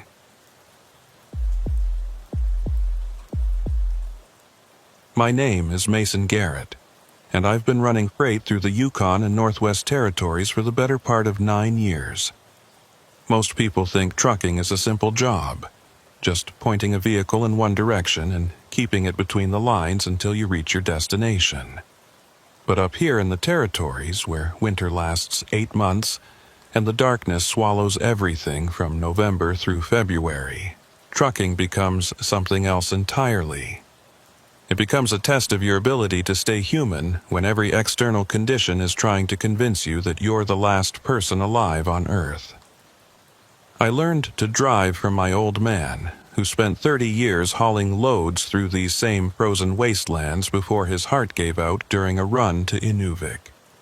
They found him slumped over his steering wheel at a rest stop, engine still running, heater keeping his body warm for the 6 hours it took for another driver to find him. That's the way I want to go, if I'm being honest. Quick, clean, still in the driver's seat. Better than wasting away in some hospital bed, tubes running in and out of you, strangers deciding when you've suffered enough. The run I'm about to describe happened in January of this year, during what the Weather Service was calling an unprecedented Arctic outbreak. Temperatures across the territories had dropped to levels usually only seen in February, hitting -55 in some areas, -62 in others. The kind of cold where exposed skin freezes in under 2 minutes, where your breath crystallizes and falls to the ground like snow, where the air itself seems to solidify into something you have to push through rather than breathe. I'd been hired to haul mining equipment from Whitehorse up to a new operation near the Beaufort Sea. A 30-hour drive under good conditions. But these weren't good conditions. The forecast called for intermittent whiteout conditions, winds gusting up to 70 kilometers per hour, and temperatures that would make diesel fuel gel unless you kept your engine running continuously. Smart drivers were declining the run, telling the company to wait for better weather. But I needed the money, and more than that, I needed to prove something to myself. That I was as tough as my old man had been, that I could handle whatever the North threw at me. I loaded up on a Tuesday morning, checking my equipment 3 times to make sure everything was secure and functional. Extra diesel fuel, blankets, emergency supplies, a satellite phone in case my regular cell lost signal. I'd driven this route maybe 15 times before, knew every rest stop and fuel depot, every stretch where the highway narrowed or wound through particularly treacherous terrain. I felt prepared, felt confident, felt like this was just another run despite what the thermometer was saying. The first 6 hours went smoothly. I left Whitehorse around 10 a.m., and by the time darkness fell at 3 p.m. I was making good time, ahead of schedule even. The highway was mostly empty, just a few other rigs heading south and the occasional truck heading north like me. We'd flash our high beams at each other when passing, that small acknowledgement that we weren't completely alone out here. The CB radio was quiet but functional. Occasional chatter about road conditions and weather updates. Nothing unusual. Around hour 8, just past the small community of Ross River, the snow started. Not the gentle flurries you see on Christmas cards, but serious snow, thick and heavy, reducing visibility to maybe 30 feet. I slowed down, turned on my hazards, and settled in for what I knew would be a long slog through the storm. This was standard winter driving in the territories. Nothing I hadn't handled dozens of times before. You just had to be patient, keep your speed reasonable, and trust your instincts about where the road was even when you couldn't see it clearly. The CB started acting up around hour 9. The chatter I'd been hearing faded into static. Not dead air, but active interference. White noise that would occasionally resolve into something that almost sounded like words before dissolving back into meaninglessness. I cycled through the channels, trying to find one that was clear, but they were all the same. Just static, constant, and unvarying, filling my cab with noise that made it hard to think. I was reaching for the radio to turn it off when I heard it. A voice, barely audible under the static, speaking a single word. Mason. My name. Clear as a bell despite the interference, unmistakable.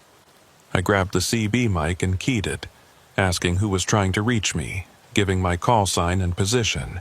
But there was no response, just more static, that endless white noise that seemed to press against my eardrums. I told myself it was nothing, just my brain creating patterns and random noise the way humans always do. We're pattern recognition machines, finding faces in clouds and messages in static. There's a term for it, pareidolia, and it's perfectly normal, perfectly explainable. The isolation was getting to me, making me hear things that weren't there. I turned the CB volume down and focused on the road ahead, where my headlights were revealing nothing but snow and more snow. But 20 minutes later, it happened again. The static resolved briefly into that same voice, speaking my name with what sounded like urgency. Mason. This time I was certain I'd heard it, certain it wasn't my imagination. I turned the volume back up and listened carefully, waiting for it to happen again. The static continued, unbroken and monotonous, for several minutes. Then, just as I was starting to think I'd imagined the whole thing, it came back. Mason, can you hear me? I keyed the mic immediately. This is Mason Garrett, call sign northbound 66. Who is this? What channel are you on? Nothing but static answered me. I tried again, more insistently this time, demanding identification, asking if this was an emergency. Still nothing. The voice didn't come back, and after a few more minutes of listening to white noise, I turned the CB off entirely. If someone was really trying to reach me, they'd use my cell phone or the satellite phone. This was just some kind of radio interference, maybe a skip from a distant station bouncing off the atmosphere in weird ways. The snow was getting heavier, the wind picking up, pushing against the side of my truck and making it drift toward the shoulder. I corrected constantly, both hands on the wheel, my eyes straining to pick out the road through the nearly opaque curtain of white. Visibility had dropped to maybe 15 feet, and I was considering pulling over to wait out the worst of the storm when I noticed something odd about my GPS. The little blue dot that represented my truck was moving normally, tracking along the highway as expected. But the route ahead of it, the red line that showed my planned path, was flickering. Not dramatically, just subtle pulses where the line would disappear for a fraction of a second before reappearing. I tapped the screen, thinking it might be a glitch, but the flickering continued. And then, as I watched, the red line changed course slightly, showing a route that deviated from the highway by maybe half a mile before rejoining it further north. I zoomed in on the map, trying to see if there was some kind of alternate route or bypass that I wasn't aware of. But according to the GPS, there was nothing there except empty terrain, no roads or trails or any indication of human development. Yet, the device was insisting I should take this detour, that it would save me time and distance. I watched the flickering line for another minute before deciding to ignore it. GPS units malfunction all the time, especially in extreme cold, and I wasn't about to start following phantom routes just because my technology was acting up. I'd been driving for maybe 10 more minutes when the CB turned itself back on. I hadn't touched it, my hands were both on the steering wheel, but suddenly the static was back, filling the cab with noise. And underneath that static, clearer now than before, I heard the voice again. "Mason, you need to listen to me. Take the next road on your right. It's important." My hands tightened on the wheel. This wasn't radio interference, wasn't atmospheric skip or pareidolia. This was a deliberate transmission, someone using my CB frequency to contact me specifically. But that didn't make sense. CB radios have a range of maybe 20 miles under ideal conditions, much less in a snowstorm with all this terrain interfering with the signal. There were no other vehicles anywhere near me. I hadn't seen another truck in over an hour. And there were no towns or settlements for at least 50 miles in any direction. "Who is this?" I said aloud, not bothering with the mic. If they could broadcast to me, maybe they could hear me too. "How do you know my name?" The static continued, unchanging, offering no answers. I waited, my breath coming faster than it should, my heart rate elevated. After what felt like minutes but was probably only 30 seconds, the voice came back. "There's not much time. You need to get off the main highway. Take the next right turn you see." I looked at my GPS. The flickering red line was still there, still showing that impossible detour. And as I watched, my position on the map approached what looked like a junction, a place where another road branched off to the right. But I knew this highway, knew this section, and there was no junction here. Nothing but empty wilderness for miles. Yet the GPS was showing it clearly, and the voice on the CB was telling me to take it. Every instinct I had was screaming at me to ignore both the GPS and the voice, to keep driving straight, to trust my knowledge of the road over these malfunctioning devices. But there was something about the voice that made me hesitate. It didn't sound malicious or threatening. It sounded worried, urgent, like someone trying to warn me about danger ahead. And despite my rational mind telling me this was impossible, some deeper part of my consciousness was responding to that urgency. I slowed my truck, my high beams cutting through the snow, searching for any sign of a turnoff or side road. At first, I saw nothing, just the usual tree line on both sides of the highway. But then, so gradually, I almost missed it. A gap appeared in the trees on my right. Not a proper road, just a break in the forest, a space where the trees had been cleared or had never grown. And there, barely visible in the storm, was what looked like tire tracks leading into that gap. The rational part of my brain was telling me to keep driving, that following mysterious roads based on phantom GPS routes and voices on the CB was insanity. But I found myself turning the wheel anyway, following those tracks into the gap, leaving the highway behind. The snow was deeper here, no plows or traffic to pack it down, and my truck slowed to a crawl as it pushed through the accumulation. The trees closed in on both sides, branches heavy with snow, creating a tunnel effect that made the storm seem even more oppressive. I drove like that for maybe 5 minutes, following the tracks, wondering what the hell I was doing and why I'd allowed myself to be convinced to leave the main road. The voice on the CB had gone silent, just static again, and my GPS was showing nothing but blank terrain with no roads or landmarks. I was completely off the map now, following some path through the wilderness based on nothing but a mysterious voice and my own poor judgment. That's when I heard the explosion behind me. Not close, maybe a couple miles back, but unmistakable. A deep, rumbling boom that I felt through the frame of my truck more than heard with my ears. I stopped and looked in my mirrors, and I could see an orange glow in the distance, flames reflecting off the low cloud cover. Something on the highway had exploded, something big, and if I'd stayed on my route, I would have driven right into it. The voice came back on the CB, sounding relieved. "You're safe now. Keep following this road. It'll rejoin the highway in about 3 miles past the accident site." I sat there with my engine idling, staring at the orange glow in my mirrors, trying to process what had just happened. Someone, somehow, had known there was danger ahead and had warned me, had gotten me off the highway just in time to avoid whatever catastrophe had occurred back there. "Who are you?" I asked again, this time keying the mic properly. "How did you know that was going to happen?" The static crackled and shifted, and for a moment I thought I heard multiple voices layered on top of each other, all speaking at once in words I couldn't quite make out. Then the static cleared slightly and the original voice came through. "I'm someone who's been where you are.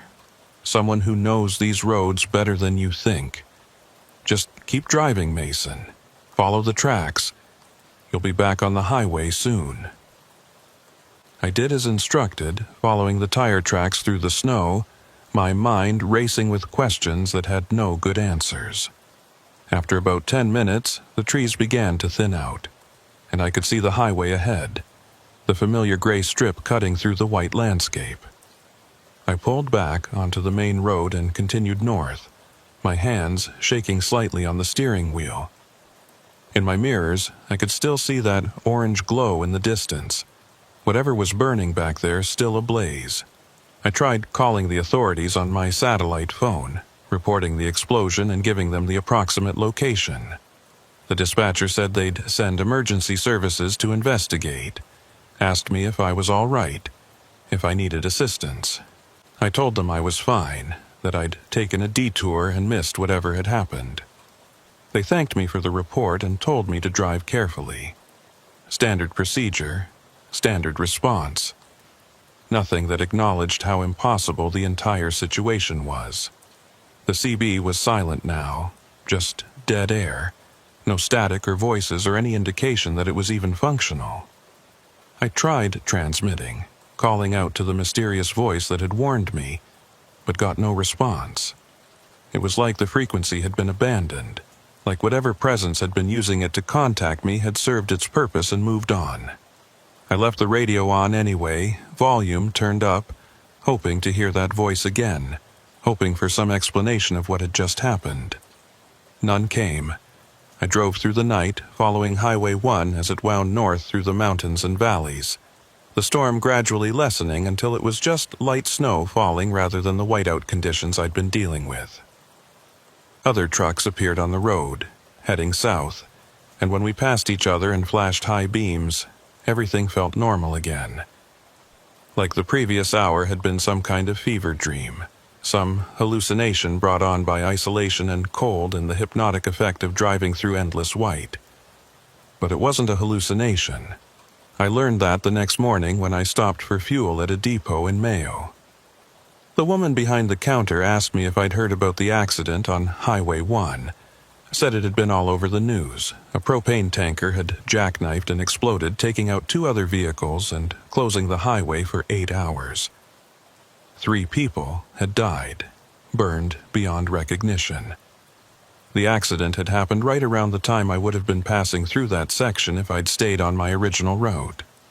I asked her if they knew what had caused the tanker to jackknife, and she said the investigation was still ongoing, but preliminary reports suggested the driver had swerved to avoid something in the road. Something he'd reported seeing over his CB radio moments before the crash, though nobody could confirm what it was.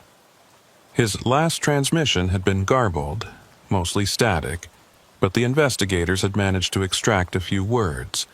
Someone in the road, someone waving, can't stop in time. I felt my stomach drop. Someone in the road, someone waving them down, causing them to swerve, causing the accident. And I'd been warned to take a detour, to get off the highway before I encountered whatever that driver had seen. The voice on the CB had saved my life, but it hadn't saved the others. Or maybe it had tried to warn them too, and they hadn't listened. Maybe that's what the driver had heard over his CB, that same voice I'd heard trying to tell him to change course. I finished fueling and got back on the road, my mind churning with questions that seemed to multiply faster than I could process them. Who was broadcasting on that CB frequency? How had they known about the accident before it happened? And why had they specifically warned me, used my name, made sure I understood the urgency? I was just one driver among hundreds making runs through the territories. What made me special enough to deserve a personal warning? The more I thought about it, the more disturbed I became. Because the implication was clear. Someone or something was watching the highways, monitoring CB frequencies, aware of impending disasters. And they could choose who to warn and who to let die. The propane tanker driver and his passengers hadn't received a warning, or if they had, they'd received it too late to act on. But I'd been given plenty of advance notice, plenty of time to take that detour and save myself. I drove the rest of that day in silence, the CB turned off, not wanting to hear any more voices or receive any more warnings. I completed my delivery to the mining operation without incident, turned around, and headed back south. The return trip was uneventful, normal winter driving conditions. No explosions, or mysterious voices, or impossible detours. Just me and the highway and the endless white landscape rolling past my windows. But I couldn't stop thinking about that voice, the way it had said my name, intimate and familiar, like we'd known each other for years. The concern in its tone when it warned me about the danger ahead. And most disturbing of all, the way it had said, "I'm someone who's been where you are." Past tense, been. Not, "I am where you are," but "I've been." Like the speaker was no longer driving these roads, no longer operating in the same physical space I occupied. I took a week off after that run. Told the company I needed to deal with some personal issues. Spent most of that time in my apartment in Whitehorse, drinking too much coffee and researching CB radio anomalies, trying to find some rational explanation for what had happened. The internet was full of stories about weird radio transmissions, ghost stations broadcasting on frequencies that should be empty, voices speaking in dead languages, or delivering coded messages that made no sense, but none of them quite matched my experience. Most of the documented anomalies were recorded, repeating broadcasts that played the same message over and over. What I'd heard was interactive, responsive, a two-way conversation where the voice had known my name and had provided specific, timely information. That suggested either a living person with access to information they shouldn't have, or something else entirely, something that didn't fit into comfortable categories of natural or explicable. I found myself checking the news obsessively, looking for information about the tanker explosion and its aftermath. The official investigation concluded it had been an accident, driver error compounded by poor weather conditions. The driver had swerved to avoid what he thought was a person in the road, overcorrected, and lost control of his vehicle. The subsequent explosion had been caused by a ruptured propane tank, and the 3 deaths had been ruled accidental. No criminal charges, no indication of foul play, just another tragedy on Canada's notoriously dangerous northern highways. But there was one detail in the official report that caught my attention. Multiple drivers in the area at the time of the accident had reported unusual CB radio interference, static and garbled transmissions that made normal communication difficult.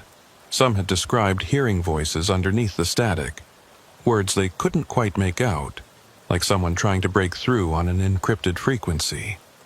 The investigators had attributed this to atmospheric conditions and solar activity, both of which could cause radio anomalies.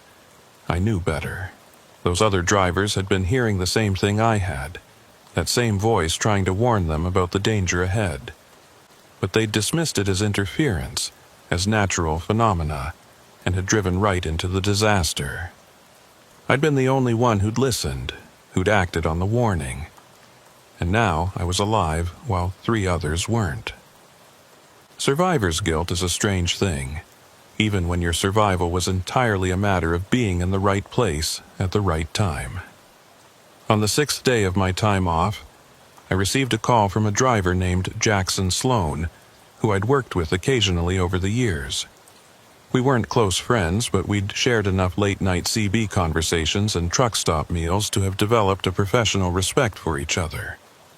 He said he'd heard about the tanker explosion, had heard I'd been on that highway around the same time, wanted to make sure I was okay. I told him I was fine, that I'd taken a detour and missed the whole thing.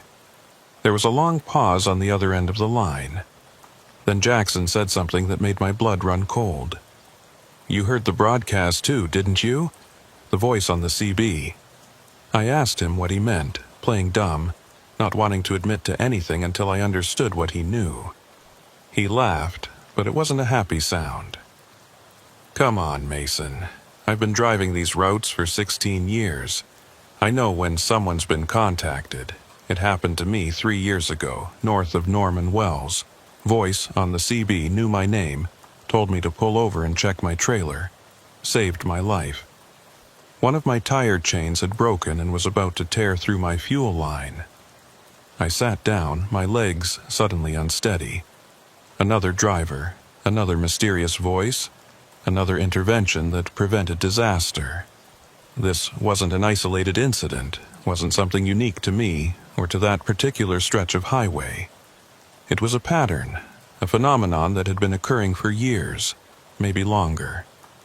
I asked Jackson if he knew what was causing it, if he'd figured out who or what was broadcasting those warnings. He was quiet for a moment before responding. "I don't know what it is," he said slowly. "But I've talked to other drivers quietly over the years, guys who've had similar experiences, and we've noticed something. The voice only reaches people who've lost someone to these highways. Your old man died on a run to Inuvik, right? My brother crashed his rig on black ice outside Dawson back in 2009. Every driver I've talked to who's heard the voice has lost family or close friends to these roads." The implication hit me like a physical blow. The voice knew my name because it knew my history, knew about my father's death, knew I had a personal connection to these highways that went deeper than just employment. And it had chosen to warn me, to save me, because of that connection. But that raised even more disturbing questions. How did it have access to that information? And what did it want in return for its intervention? I asked Jackson if the voice had ever contacted him again after that first time, and he said no. One warning, one intervention, then silence. He'd driven those same routes dozens of times since then, always listening carefully to his CB, waiting for another transmission. But there'd been nothing, just normal radio chatter and occasional static. It was like the voice had served its purpose with him and moved on to other drivers who needed warnings. We talked for another 30 minutes, sharing theories and speculation, neither of us willing to commit to any explanation that felt complete or satisfying. Jackson suggested I keep a recorder running on my CB frequency whenever I was driving, capture any future transmissions for analysis. I agreed that was a good idea, though part of me didn't want to hear that voice again. Didn't want to be reminded of how close I'd come to burning alive in a propane explosion. Before we hung up, Jackson said something that's stayed with me. Listen, Mason, if the voice contacts you again, pay attention to what it tells you. But be careful about following all its instructions blindly. Some of the drivers I've talked to think it's benevolent, think it's trying to help. But others aren't so sure. They think it might be testing us, seeing who'll listen and who won't, collecting data for purposes we don't understand. Whatever it is, it's not human. And things that aren't human don't necessarily have our best interests at heart. I went back to work the following week, taking a shorter run to Dawson that kept me on well-traveled routes with plenty of other traffic. I installed a digital recorder on my CB radio like Jackson had suggested, set it to capture anything broadcast on the standard frequencies. For the first few days, all it recorded was normal trucker chatter, weather updates, complaints about fuel prices and road conditions. Nothing unusual, nothing that suggested the voice was trying to contact me. But on my fourth run, a late-night haul from Whitehorse to Ross River, the transmission started again. It was just after midnight, temperature hovering around -48, and I was the only vehicle on the highway. The CB had been quiet for over an hour when suddenly it crackled to life with that familiar static. And underneath the static, barely audible, I heard it. "Mason, I need to talk to you." I grabbed the recorder and made sure it was capturing everything, then keyed my mic. "I'm listening. Who are you? What do you want?" The static shifted and pulsed, and I had the distinct impression of multiple voices trying to speak simultaneously, all competing for dominance on the frequency. Then one voice pushed through, clearer than before. "I'm a driver. Like you. I've been running these routes for longer than you can imagine, and I'm trying to help you understand what's coming." I asked what was coming, my hands tightening on the steering wheel. There was a long pause, filled only with that underlying static, before the voice responded. "The highways are changing, Mason. They've always been dangerous, but now they're becoming something else. Something alive. Something hungry. And drivers like you and me, we're caught in the middle of it. We can either learn to navigate the new rules, or we can become part of the road ourselves." The temperature in my cab seemed to drop despite my heater running at full blast. I could see my breath misting in the air, could feel frost forming on the inside of my windows. And my GPS was acting up again, the screen flickering and showing routes that didn't exist, paths that wound through terrain where no roads could possibly be. I asked the voice to clarify what it meant by the highways becoming alive, but the static surged and drowned out any response. When the transmission cleared again, it was a different voice, similar to the first but subtly wrong, like a recording played at the wrong speed. "Don't listen to him, Mason. He's trying to confuse you, trying to pull you into the same trap that got him. The highways aren't alive.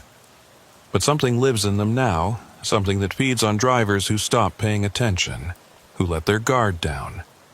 You need to stay alert, stay skeptical. Don't trust anything you hear on this frequency. A third voice joined in, and then a fourth, and suddenly my CB was filled with overlapping transmissions, all of them claiming to be helping me, all of them warning me about different threats and dangers. Some said the highways were haunted by the ghosts of dead truckers. Others claimed there was a predator stalking the northern routes. Still others insisted this was all a government experiment in psychological manipulation. The cacophony was overwhelming, making it impossible to think clearly. I reached over and turned the CB volume down, but the voices didn't fade. They continued at the same level, as if the sound was coming from inside my head rather than through the radio speaker. And then, suddenly, they all stopped. Complete silence, no static, no transmissions, nothing. Just me and my truck, and the empty highway stretching ahead into darkness. I drove in that silence for maybe 10 minutes, my heart rate slowly returning to normal, my breathing evening out. I checked my recorder and saw it had captured everything. The multiple voices and their conflicting warnings all preserved on digital storage. I'd listen to it later, try to make sense of what I'd heard, try to identify patterns or clues that might explain what was happening. But right now I just needed to focus on the road, on maintaining my speed and staying between the lines. The CB crackled back to life with a single voice, the original one I'd heard, the one that had warned me about the propane tanker. "I'm sorry about that, Mason. Sometimes the frequency gets crowded, other entities, trying to use it for their own purposes. You need to learn to distinguish between helpful warnings and malicious misdirection. Not every voice you hear on this channel has your best interests in mind." I asked how I was supposed to tell the difference, how I could know which transmissions to trust. The voice was quiet for a long moment before responding. "You'll learn. You'll develop an instinct for it, a sense of which warnings are genuine and which are traps. But it takes time and it takes practice. And sometimes you'll make mistakes. Some drivers don't survive their learning curve." That was meant to be reassuring, but it had the opposite effect. I was being told that I'd entered some kind of deadly game where the rules weren't clear and the penalties for failure were permanent. And I hadn't asked to play, hadn't volunteered for this. It had been thrust upon me simply because I drove these highways and had lost someone to them. It felt profoundly unfair, cosmically unjust. The voice continued. "The next time you stop for fuel or supplies, check your logbook. Look at the dates and times, see if they match your memory. That's usually the first sign that the highway is starting to take hold, when time begins to slip and bend. If you notice inconsistencies, if hours are missing or added without explanation, you need to be extra careful. That means you're becoming visible to things that hunt along these routes." I didn't want to check my logbook. I wanted to pretend I hadn't heard that instruction, wanted to maintain the comfortable fiction that time was linear and consistent and that my records would match reality. But I knew I'd check it anyway, knew I wouldn't be able to resist. The human mind can't ignore a warning like that, can't help but look for confirmation of its worst fears. The voice seemed to sense my reluctance. "I know this is a lot to process, Mason. I know it feels overwhelming. But you were chosen for this specifically because you have the strength to handle it. Your father runs through these territories for 30 years before his heart gave out. He saw things too, heard things, learned to navigate the strangeness. And he survived longer than most. You have his blood in you, his instincts. Trust them." The mention of my father hit me harder than I expected. I'd never told anyone details about his death, had barely talked about him at all in the years since his heart attack. And yet, this voice knew, had access to information about my family history that should have been private. It was invasive and unsettling and made me question everything I'd been told about who was broadcasting these transmissions and why. "How do you know about my father?" I demanded, keying the mic with more force than necessary. "Who are you, really? What do you want from me?" The static surged again, that now familiar sound of interference and competing signals. When the voice came back, it sounded tired, strained. "I know about your father because I knew your father, Mason. I rode with him on runs up to Tuktoyaktuk, shared meals at truck stops along the way. He was a good man, a strong driver, and when the highway finally got him, when his heart couldn't take the strain anymore, he asked me to watch out for you if you ever started running these roads. So that's what I'm doing, keeping a promise to a dead friend." I wanted to believe that. Wanted to think this was all some elaborate but benevolent arrangement my father had made before his death, ensuring I'd have protection on these dangerous highways. But something about it felt wrong, felt too convenient. My father had died 9 years ago, and I'd been driving professionally for all of that time. Why had this mysterious benefactor waited until now to contact me? What had changed that made me suddenly worthy of protection? I asked these questions aloud, and the voice was silent for a long time before responding.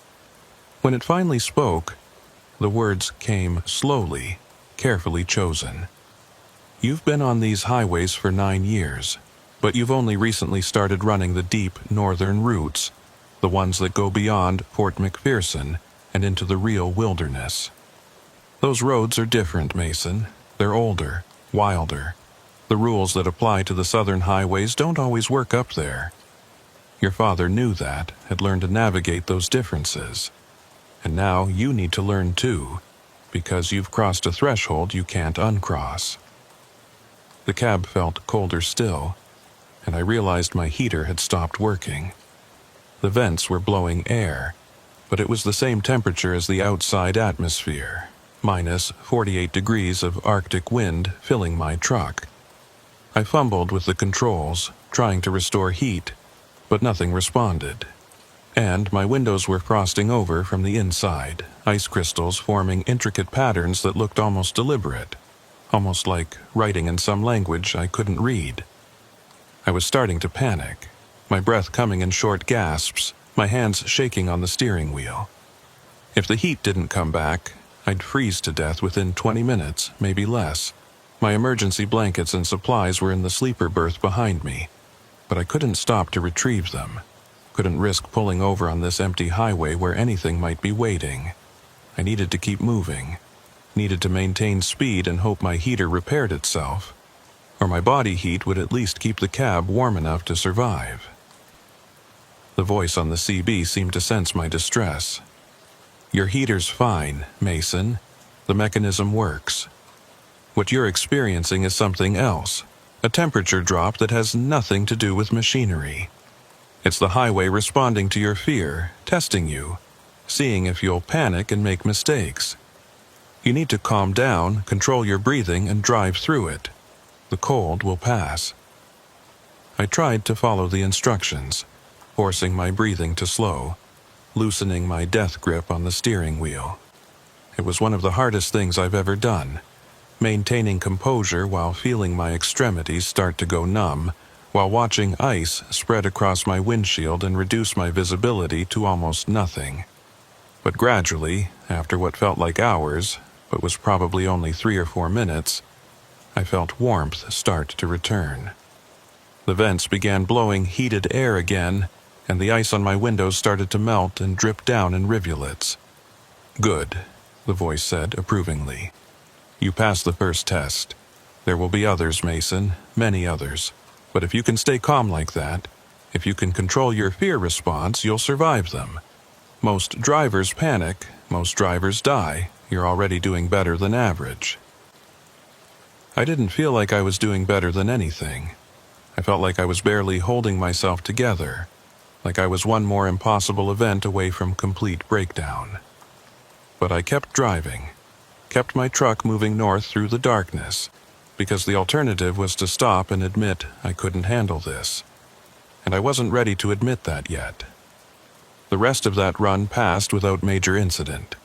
Just occasional static on the CB and moments where my GPS would show impossible routes before correcting itself. I delivered my load to Ross River, turned around, and headed back to Whitehorse. By the time I pulled into the depot, I'd been driving for 18 hours straight and was exhausted in ways that went beyond just physical fatigue. I felt hollowed out, emptied, like something essential had been removed from my core. I listened to the recording from my CB that night, sitting in my apartment with headphones on, trying to catch every nuance and detail. The multiple voices were clear on the playback, distinguishable from each other despite the interference. But what disturbed me most was something I only noticed on the recording, something I hadn't caught during the actual transmissions. Underneath all the voices, behind the static and the words, there was another sound. A low, rhythmic pulsing that sounded almost like a heartbeat, or maybe an engine, but with a quality that was organic and mechanical at the same time. I played that section back multiple times, isolating the frequency, trying to identify what I was hearing. And the more I listened, the more certain I became that it wasn't background noise or interference. It was deliberate, intentional, a signal embedded beneath the surface layer of the transmissions. And it was saying something, conveying information in a language or code I couldn't consciously understand, but that my subconscious seemed to recognize. I had dreams that night, vivid and disturbing. I was driving through a snowstorm, following a highway that stretched endlessly in both directions.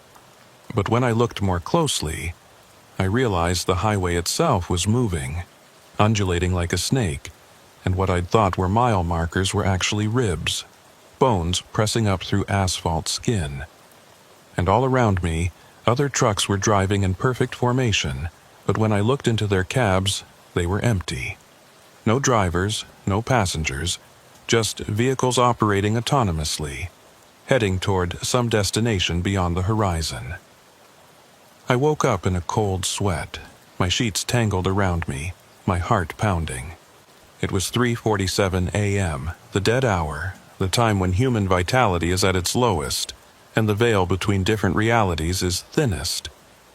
I lay there in the darkness listening to the sound of traffic outside my window, clinging to those normal urban noises as proof that I was still in the regular world, that I hadn't slipped into some nightmare dimension while I slept. I didn't take any runs for the next 5 days. Told the company I was dealing with equipment issues, needed time to get my truck properly serviced. They weren't happy about it, but they didn't push too hard. Good drivers are hard to find in the territories, especially ones willing to make the deep northern runs, and they couldn't afford to lose me over a few days of downtime. I spent that time researching, diving deeper into the history of northern highways and the accidents that had occurred along them. What I found was disturbing. Over the past 30 years, there had been over 200 documented cases of truckers disappearing on routes through the Yukon and Northwest Territories. Not accidents, not crashes where bodies were recovered, but complete disappearances. Trucks found abandoned on the roadside, engines still running. No sign of the driver anywhere. In some cases, the driver's personal effects were still in the cab, wallets and phones and photographs, everything except the person themselves. The official explanations varied. Wildlife attacks, exposure, drivers wandering away in confusion and dying of hypothermia. But the more I read, the less those explanations made sense. Professional truckers don't just wander away from their vehicles in -50 weather. They don't abandon their trucks with the engine running and the heater on. And bodies don't just vanish without leaving any trace, any evidence of what happened. I found one particularly unsettling case from 2011. A driver named Marcus Dalton had been making a run from Whitehorse to Inuvik when he'd radioed in that he was experiencing strange CB transmissions. voices that knew his name and were giving him directions that deviated from his planned route. He'd called his dispatcher, told them he thought he was being pranked or harassed, asked if they could identify who might be broadcasting on his frequency. The dispatcher had assured him it was probably just radio interference and told him to continue his route. 3 hours later, Marcus had made one more call, his voice panicked and confused.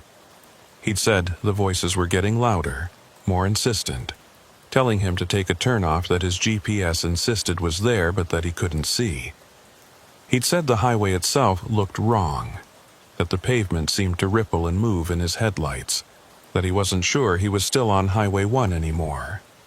The dispatcher had tried to get him to pull over and wait for assistance, but Marcus had insisted he needed to keep moving, that stopping felt dangerous. That was his last transmission.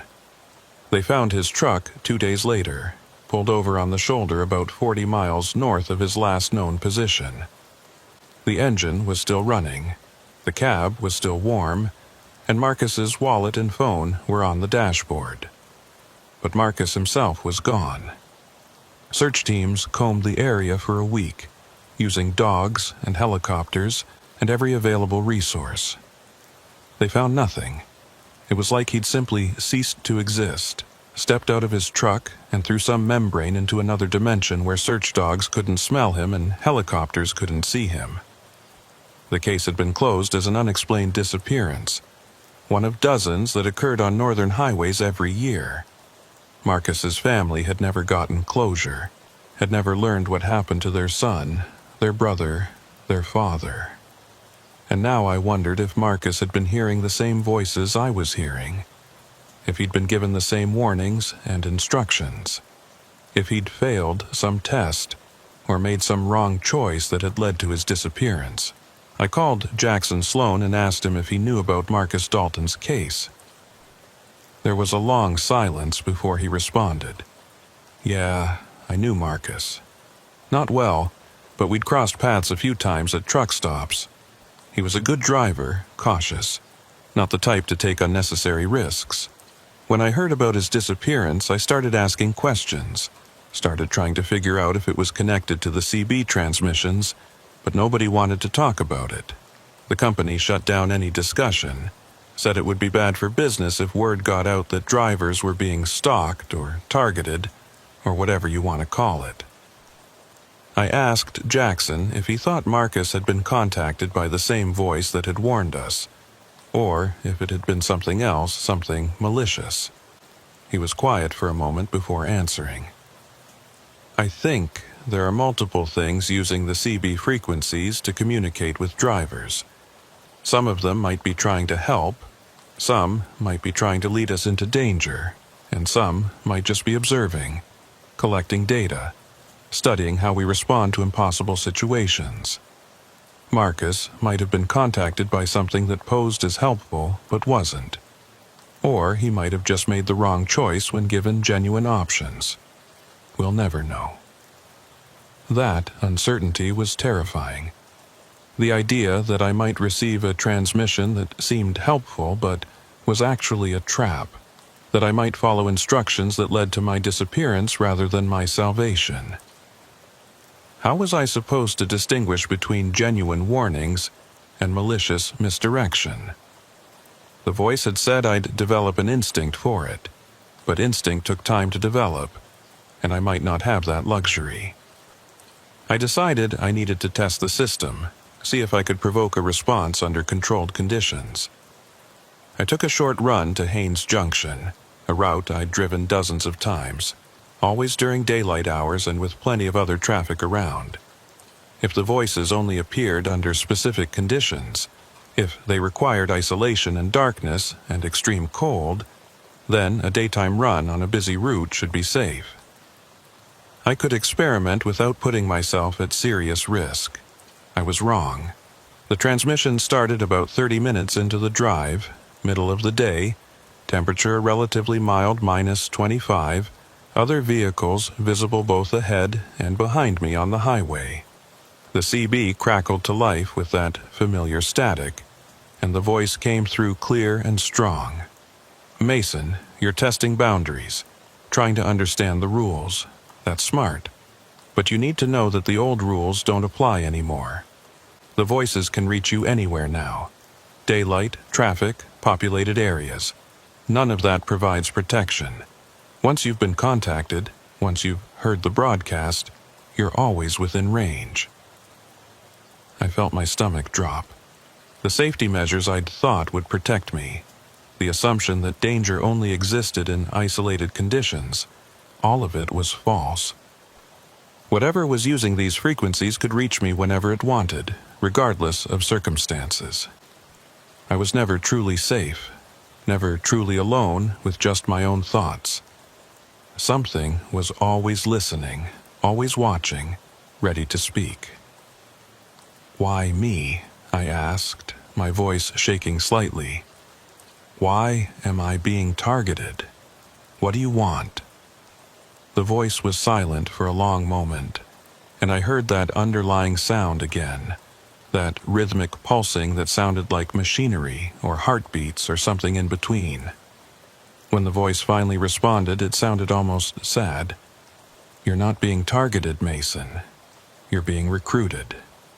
The highways need drivers who can see and hear things others can't, who can navigate between different layers of reality. Your father had that ability.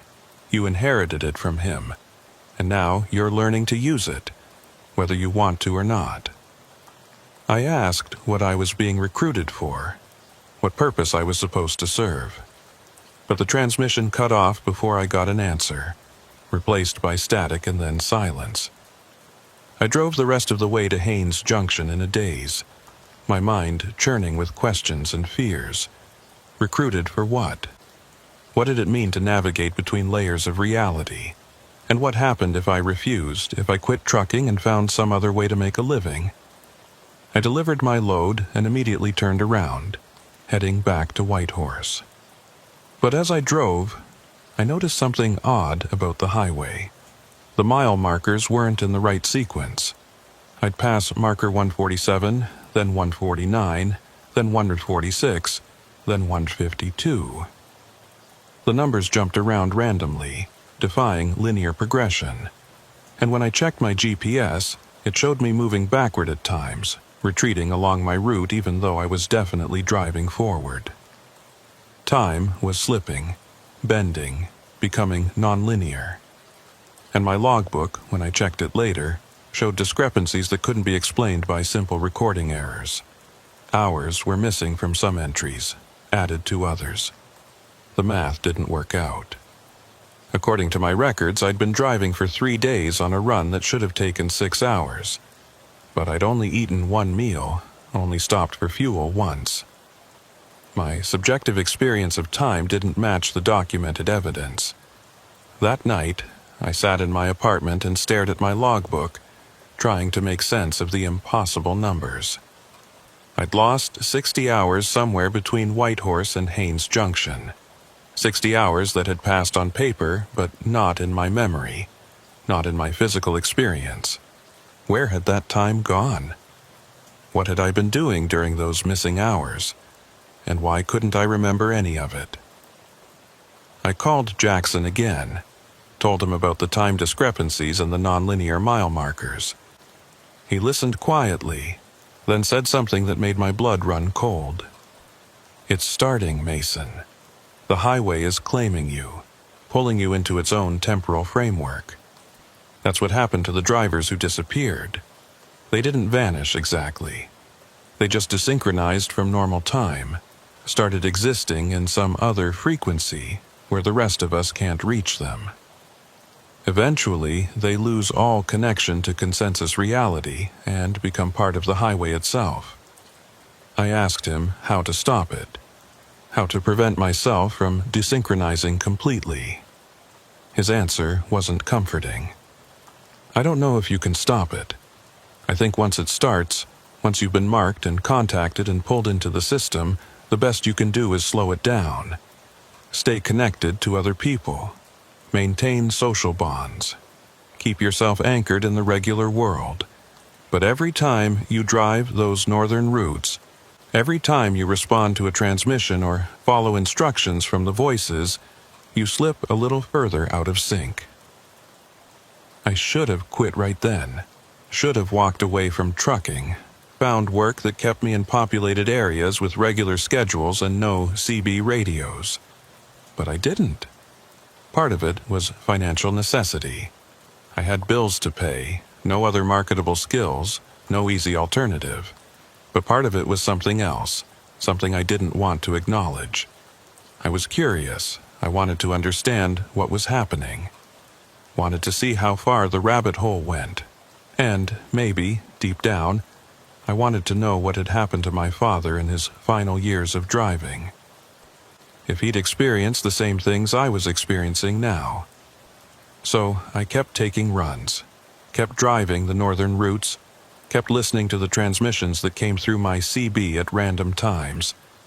And with each run, the strangeness intensified. Mile markers continued to appear in wrong sequences. My GPS showed routes that shouldn't exist, paths that led through terrain where no roads could be. Time slipped and jumped and refused to behave consistently, and the voices multiplied until sometimes it seemed like dozens of them were speaking simultaneously, all giving different instructions, all claiming to have my best interests at heart. I learned to distinguish between them to some degree.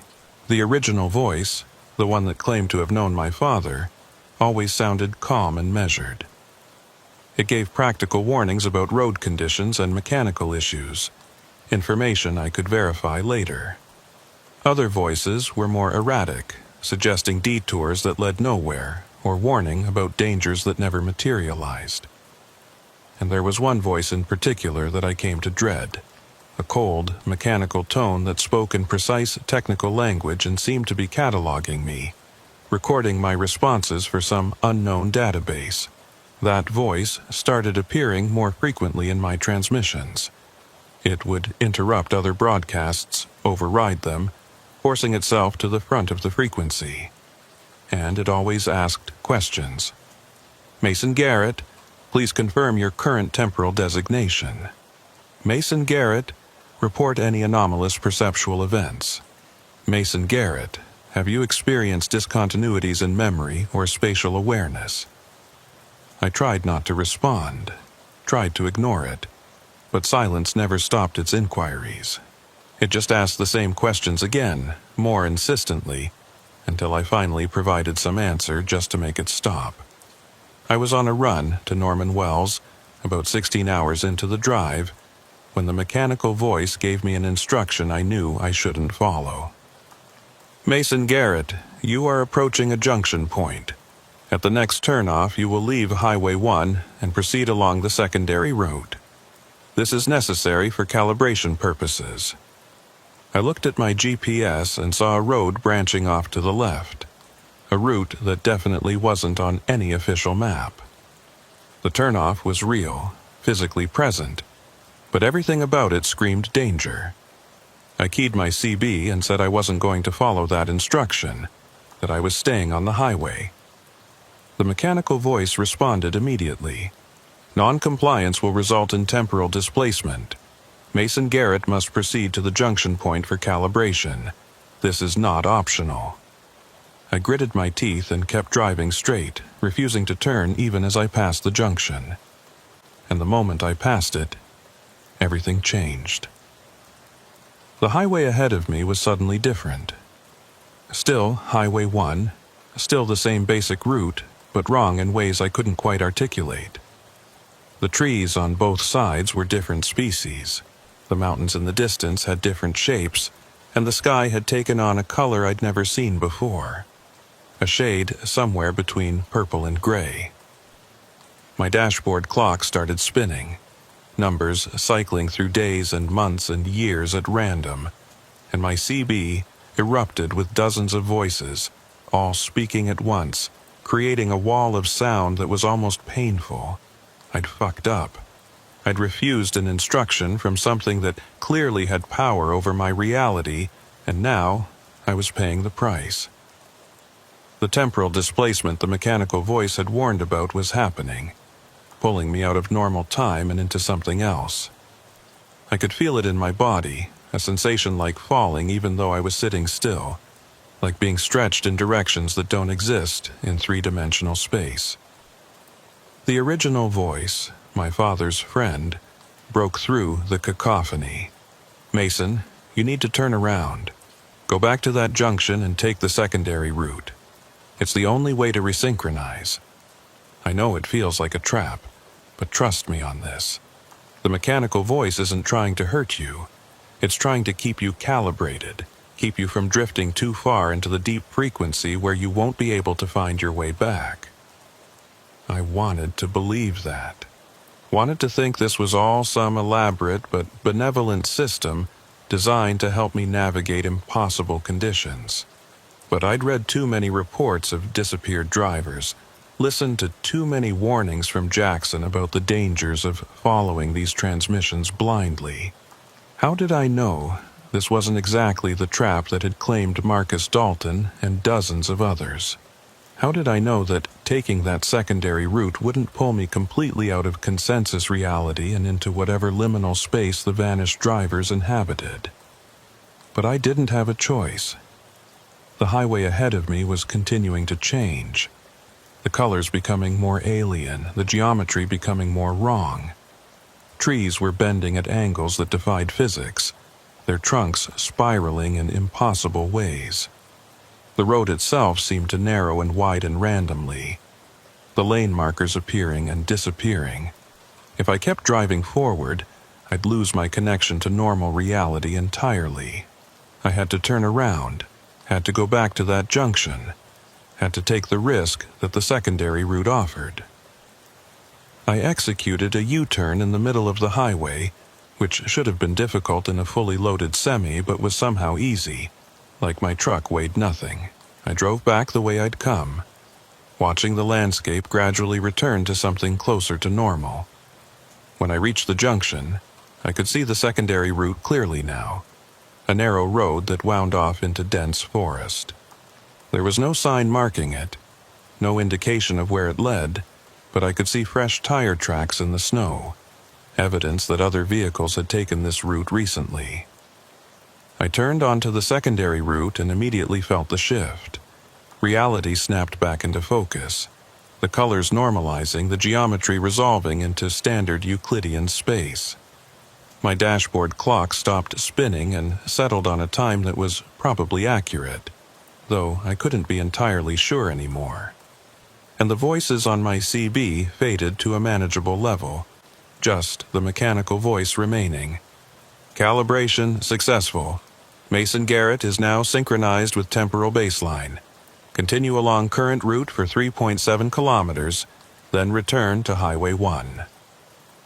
I drove those 3.7 kilometers in silence, my hands shaking on the steering wheel, my breath coming in short gasps. The secondary route was just a Forest Service road. Nothing extraordinary about it except that it had served as some kind of reset button for my displaced reality. When I rejoined Highway 1, everything looked normal again. Mile markers in proper sequence, GPS showing the correct route, time flowing linearly. I'd been pulled back from whatever edge I'd been approaching, but I knew it was just temporary. The next time I refused an instruction, the next time I failed to respond appropriately to a transmission, I might not get a warning. I might just slip fully into that displaced state and never find my way back. I was living on borrowed time, driving on borrowed roads, existing in a reality that was increasingly provisional and negotiable. I completed that run to Norman Wells and immediately requested a leave of absence from the company. Told them I needed to deal with family issues, needed time to get my head straight. They granted me 2 weeks, though I could tell they were frustrated with my recent unreliability. I'd been one of their best drivers for years, and now I was taking time off constantly, making excuses, acting flaky. But they didn't push too hard, didn't ask too many questions. Maybe they sensed something was wrong, or maybe they just didn't care as long as I came back eventually. The dispatcher, a woman named Caroline who'd been coordinating my routes for the past 5 years, pulled me aside before I left the depot. She had that look people get when they want to say something but aren't sure they should. That mixture of concern and professional distance. "Mason, is everything okay? I mean, really okay? You've been different lately, more withdrawn. And some of the other drivers have mentioned you've been talking about weird radio transmissions, hearing things on the CB that nobody else hears." I wanted to tell her the truth, wanted to explain that the highways were alive and conscious, and that I was being pulled into some kind of temporal loop that I couldn't escape. But I knew how that would sound. Knew she'd either think I was having a mental breakdown, or that the isolation had finally gotten to me the way it gets to so many long-haul drivers. So I just told her I was tired, stressed, dealing with some personal stuff I wasn't ready to talk about. She nodded, not entirely convinced, and told me to take care of myself, that the company would be here when I was ready to come back. Walking to my truck in the depot parking lot felt surreal. Everything looked normal, mundane, exactly as it should be. Other drivers loading up, mechanics working on vehicles, the constant background noise of diesel engines and air brakes and metal on metal. The ordinary world operating according to ordinary rules. But I knew now that this ordinariness was just a surface layer, a thin membrane stretched over something much stranger and more complex. And I'd torn through that membrane, seen what lay beneath, and couldn't unsee it no matter how hard I tried. I drove home in my personal vehicle, a beat-up Ford pickup I'd owned for 8 years, and the whole time I was hyper-aware of the road beneath my tires. Every crack in the asphalt, every painted line, every reflector and sign seemed charged with potential meaning. Was this section of City Street part of the greater highway consciousness? Did the same rules apply here, or was the phenomenon limited to the remote northern routes where isolation and extreme conditions made drivers more vulnerable to perception shifts? I didn't know, and that uncertainty was almost worse than knowing for certain that I was never safe anywhere.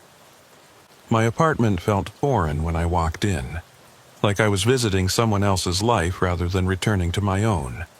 The furniture was mine, the photos on the walls were of my family and friends, but I felt no connection to any of it. It was all artifact of a person I used to be, before I understood what I'd become. Before I knew I was just a node in a vast network of consciousness that used human drivers as anchor points between realities. That first night home, I couldn't sleep. Every time I closed my eyes, I saw highways stretching into infinity, mile markers counting in sequences that made no mathematical sense, other trucks appearing and disappearing like ghosts. And I heard the pulse, that underlying rhythm that accompanied all the CB transmissions, beating like a second heartbeat in my chest. It was quieter here in the city, muffled by distance and urban noise, but it was still there, always there. A reminder that I was connected to something larger than myself, whether I wanted to be or not. I spent the first week of my leave trying to live like a normal person. I went to movies, met up with friends, spent time in crowded places where the CB voices couldn't reach me. And it worked, mostly. When I was surrounded by other people, when I was engaged in mundane activities, the strangeness receded. I could almost convince myself that it had all been stress-induced hallucination, that I'd been working too hard and my mind had created elaborate fictions to cope with the isolation. I went to a sports bar with some old friends from high school, guys I'd kept in loose contact with over the years but rarely saw in person. We watched a hockey game, drank beer, talked about normal things like jobs and relationships, and the rising cost of everything. For a few hours, I felt almost like myself again. Almost like I was just Mason Garrett, regular person, rather than Mason Garrett. Temporal anchor point for highway consciousness. But even in that crowded bar, surrounded by noise and light and human warmth, I couldn't fully escape. I found myself watching the patterns people made as they moved through the space, seeing transit routes and traffic flows in their random movements. The way someone walked from the bar to their table became a highway in miniature, their path determined by obstacles and optimal routes. And when someone changed direction suddenly, I'd feel a spike of anxiety, like they'd taken an unauthorized detour that would throw off some larger system. My friend Derek noticed me zoning out, staring at nothing in particular. "You okay, man? You've been weird all night, quiet, not like yourself." I forced myself to focus on his face, on the concern in his eyes, and told him I was fine, just tired from all the driving. He nodded, but didn't look convinced. "You need to take a real vacation, Mason. Get out of the territories for a while. Go somewhere warm.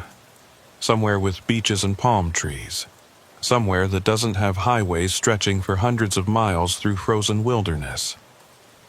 The idea was appealing and abstract, but I knew it wouldn't help. The highway consciousness wasn't limited by geography or climate. It existed wherever roads existed, wherever human beings moved from place to place in vehicles. Maybe it was stronger in the remote northern routes where isolation made drivers more susceptible, but the fundamental connection was there everywhere. I was marked now, claimed, and no amount of tropical vacation was going to change that. I went home early, making excuses about being tired, and Derek didn't argue. As I walked through the parking lot to my truck, I noticed the parking lot itself had the same qualities I'd been seeing in the bar. The painted lines marking spaces, the arrows indicating traffic flow, the entrance and exit lanes. It was all just a miniature highway system, and I could feel the same consciousness underlying it, the same organizational principle that governed the northern routes. The highway was everywhere. Once you learned to see it, you couldn't stop seeing it. The second night, I woke up at 3:47 a.m., that dead hour again, with the absolute certainty that I'd been dreaming about previous iterations. Not the dreams themselves, but the fact of their existence. The knowledge that I'd been through this exact sequence of events 847 times before. I sat up in bed, my heart pounding, and tried to remember specifics from those other loops. But it was like trying to recall details from someone else's life. I knew they'd happened, knew I'd lived through them, but I couldn't access the actual memories. They were there, but locked away, stored in some part of my consciousness that I couldn't directly reach. I got up and made coffee, sat at my kitchen table with a notebook, and started writing down everything I could remember about the iterations. Fragments came back to me in flashes. A different truck I'd been driving in iteration 423. A conversation with the disappeared driver in iteration 689. A winter storm in iteration 112 that had been worse than any weather I could consciously recall experiencing. Each fragment felt real, felt like genuine memory, but I had no way to verify any of it. For all I knew, my brain was just inventing false memories to fill in the gaps created by temporal displacement. I spent hours writing, filling pages with disconnected observations and half-remembered moments from lives I'd supposedly lived but couldn't prove. And as I wrote, I started to notice patterns. Certain events appeared in multiple iterations with only minor variations. The propane tanker explosion, for example, seemed to be a fixed point, something that happened regardless of my choices, but my response to it varied. Sometimes I took the detour and survived, sometimes I didn't, and ended up reset to an earlier point in the timeline. The iterations weren't simple repetitions. They were variations, alternate versions of the same general sequence of events, branching paths that all led eventually to the same destination. Me sitting in a truck at the 0 point, making the choice to return or dissolve. And every single time, according to my recovered memories, I chose to return. 807 times, and 847 times I'd made the same fundamental choice. which suggested either that returning was so obviously the correct option that no other choice made sense, or that I was being influenced in ways I couldn't detect, guided toward the choice that served the highway's purposes rather than my own. By the time the sun came up, I'd filled an entire notebook with observations and theories and questions that had no good answers. I was exhausted, but wired, my mind racing too fast to consider sleep. I made more coffee and started researching online, looking for any information about temporal loops, consciousness networks, highway anomalies. Most of what I found was either obviously fictional or too vague to be useful, but I did discover some academic papers about collective consciousness and shared experiential networks that hinted at possibilities I'd never considered. One paper, written by a cognitive neuroscientist at the University of British Columbia, discussed the concept of experiential entanglement, the idea that human consciousnesses could become linked through shared experiences in ways that transcended normal cause and effect relationships. The author suggested that groups of people who underwent extreme stress or trauma in similar environments might develop a kind of networked awareness, each individual's experience informing and shaping the experiences of others in the network. It was presented as theoretical speculation, not proven science, but it mapped uncomfortably well onto what I was experiencing with the highway consciousness.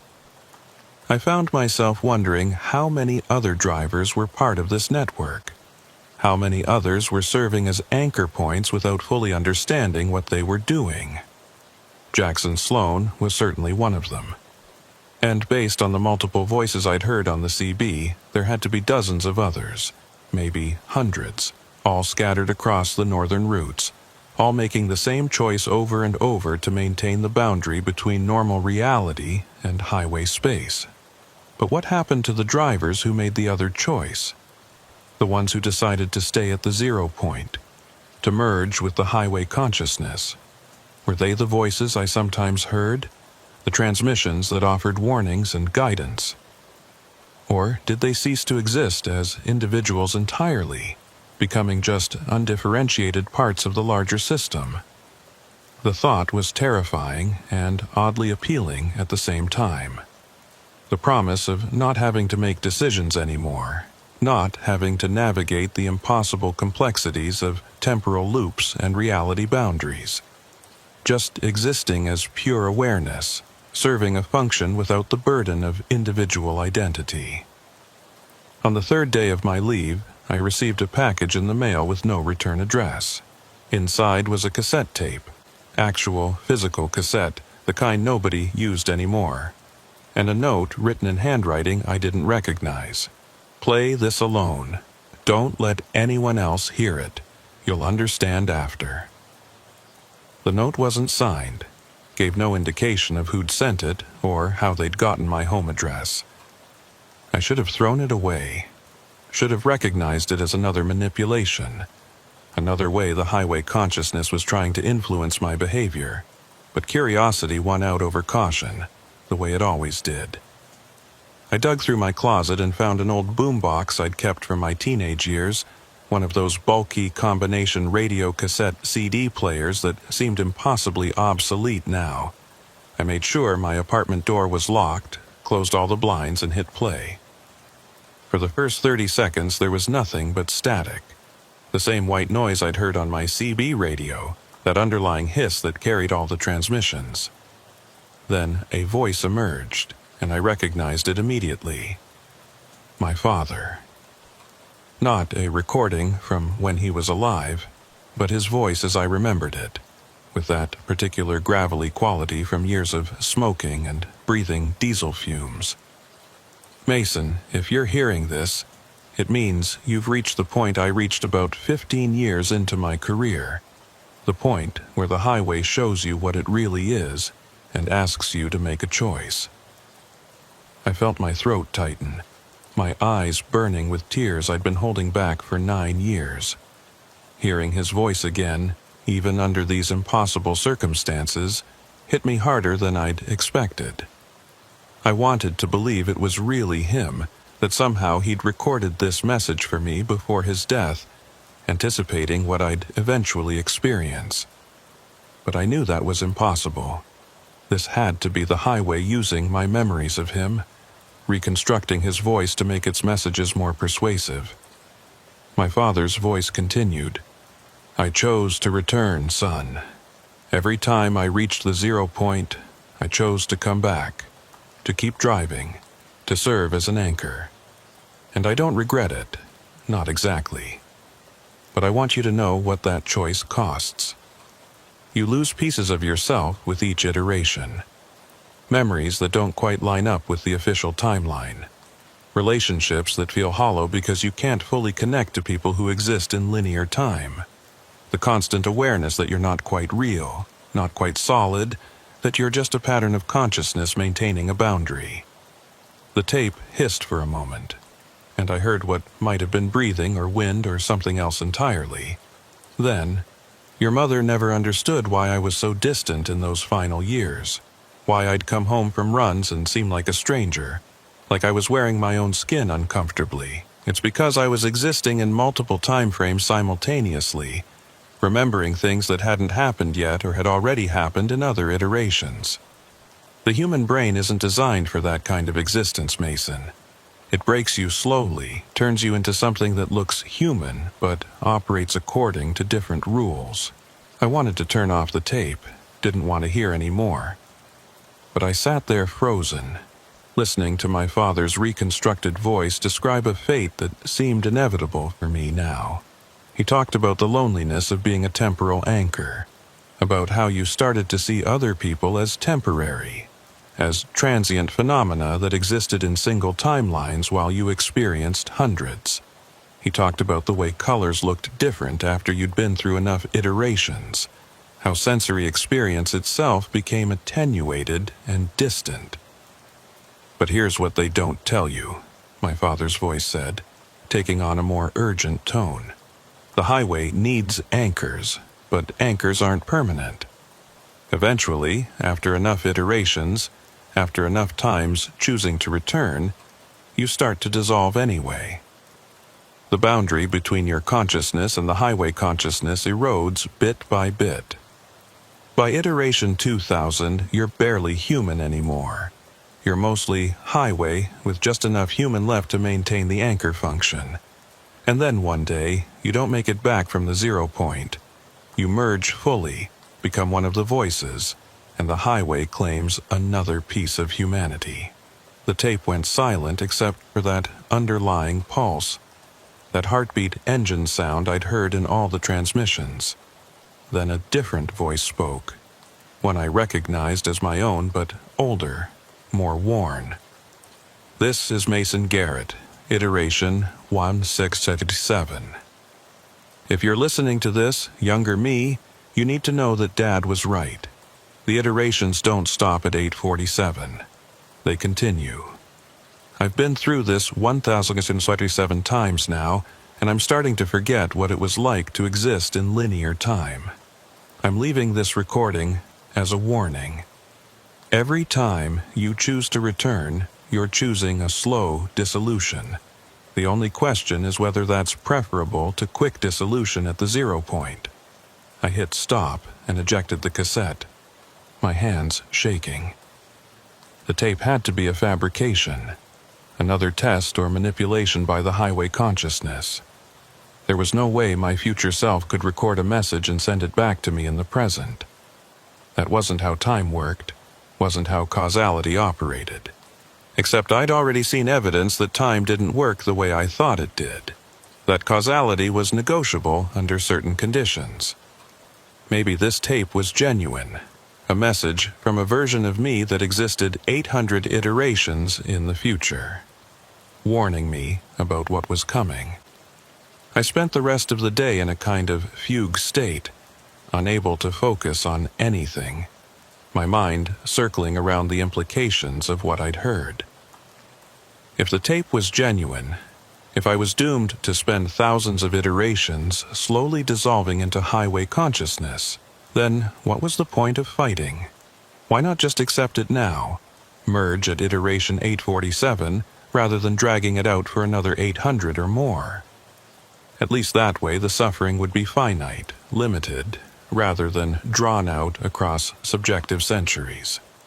But even as I thought about it, I knew I wouldn't make that choice. Couldn't make that choice.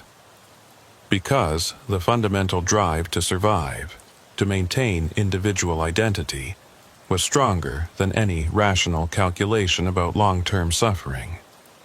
Humans are bad at abstract reasoning about their own mortality, better at dealing with immediate threats than distant eventual doom. And the immediate threat was dissolution at the 0 point, which felt more frightening than the gradual erosion described on the tape. On the 4th day, I broke down and called Jackson Sloan. I told him about the tape, about the voices claiming to be my father and my future self, about the warning that anchors eventually dissolved after enough iterations. He listened without interrupting, and when I finished, he was quiet for a long time. "How many iterations did the tape say you'd been through?" he finally asked. I told him 847 for the current me, 1067 for the version that left the recording. "Shit," Jackson said quietly. "Mason, I need to tell you something. I've been tracking my own iterations, trying to keep count even though the memory suppressions make it difficult. Based on my calculations, I'm somewhere around iteration 2300, which means I've already gone past the point where your future self made that recording. And I can confirm what he said. You do start to dissolve, start to lose coherence as an individual consciousness. I have days now where I'm not sure which iteration I'm in, where memories from different timelines blend together until I can't distinguish past from present from future. The confirmation was somehow worse than uncertainty would have been. Knowing for certain that I was on a path toward slow dissolution, that every choice to return was just postponing the inevitable. I asked Jackson why he kept choosing to return if he knew where it led. His answer was simple and terrible. Because I don't know how to do anything else. I've been a driver for so long, existed in this liminal state for so many iterations that I can't imagine being anything else. The highway is all I am now. There's not enough of the original Jackson left to make a different choice. We talked for another hour, sharing experiences and observations, comparing notes on our respective dissolution processes. Jackson described symptoms I hadn't experienced yet but would inevitably encounter. Time skips where hours or days would pass without his awareness. Visual distortions where highway infrastructure would appear in places it didn't belong. Auditory hallucinations that were indistinguishable from real CB transmissions. He said the worst part was losing the ability to care about it. The gradual flattening of emotional response until even fear and despair became distant abstractions. "You asked me once if I'd tried to quit," Jackson said near the end of our conversation. "The truth is, I can't quit. Not because the highway won't let me, though that's part of it, but because there's nothing else for me to be. I've spent so many iterations being a driver that if you remove the highway from my consciousness, there wouldn't be anything left. I'd just be an empty space, a void in the shape of a person. At least this way, dissolving slowly into the highway, I get to maintain the illusion of purpose for a while longer." After we hung up, I sat in my apartment and stared at the walls, trying to process what I'd learned. The full scope of my situation was becoming clear. I was trapped in an infinite loop that would eventually consume me, turning me from an individual into a component of something larger. And there was no escape, no way to opt out without losing myself even more completely. The choice at the 0 point wasn't really a choice at all. It was just two different paths to the same destination. That night, alone in my apartment with the sounds of the city muted by closed windows, I allowed myself to feel the full weight of what I'd become. Not just a trucker anymore, not just a person with a job and a life. I was a temporary pattern of consciousness serving a function I didn't fully understand for an entity that saw me as expendable. My individuality, my memories, my sense of self, all of it was provisional, borrowed time before the inevitable merger with the highway. I thought about my father, about those final years when he'd seemed distant and disconnected. I understood now why he'd been that way. He'd been experiencing what I was experiencing, watching himself dissolve across iterations, maintaining the pretense of normalcy while existing increasingly in highway space rather than human space. And his death, his heart attack in that rest stop, maybe that hadn't been entirely natural. Maybe it had been the highway finally claiming him fully after he'd served his purpose through enough iterations. The thought should have terrified me, but I felt only a strange numbness. Like I was already starting the dissolution process, losing my emotional range, becoming the flat, distant thing that Jackson had described. Or maybe I was just exhausted, worn down by constant stress and impossible revelations. It was hard to tell the difference between psychological trauma and temporal erosion when you were living through both simultaneously. But at night, when I was alone in my apartment, I could still hear it. Not through any radio or electronic device, but directly in my head. That low, rhythmic pulsing, that underlying frequency that all the CB transmissions carried. It was getting louder, more insistent, like it was trying to establish a permanent connection to my consciousness. And sometimes in the moments between waking and sleeping, I'd hear fragments of voices, instructions and warnings that came from nowhere and made no sense. The voices in those hypnagogic moments were different from the ones I heard on the CB, more intimate, more personal, like they were coming from inside my own thoughts rather than being broadcast from external sources. One voice sounded like my mother, who'd been dead for 5 years, asking me why I'd chosen this life, why I was letting the highway consume me the way it had consumed my father. Another voice was my own at age 16, full of naive optimism about the freedom of the open road, completely unaware of what that road would eventually demand from me. And there was a third voice, one I didn't recognize at all, that spoke in a language I shouldn't have been able to understand, but somehow did. It talked about the deep structure of reality, about how physical matter was just compressed possibility, about how consciousness created pathways through probability space that became permanent fixtures in the landscape. The highway, this voice said, was one such pathway, built from millions of minds traveling the same routes over decades, establishing grooves in reality that eventually became independent systems. On the 8th day of my leave, Jackson Sloan showed up at my apartment unannounced. He looked worse than I'd ever seen him, gaunt and hollow-eyed, like he hadn't slept in weeks. His skin had a grayish cast to it, and his hands trembled slightly when he held them still. He was wearing the same clothes I'd seen him in 2 weeks ago, rumpled and stained, like he'd been living in them without pause. He said we needed to talk, that something was happening to the northern highways, something bigger than just individual drivers experiencing weird transmissions. I let him in and made coffee, though I noticed his hands shook when he tried to hold the mug, liquid sloshing over the rim. We sat at my small kitchen table, and for a few minutes neither of us spoke.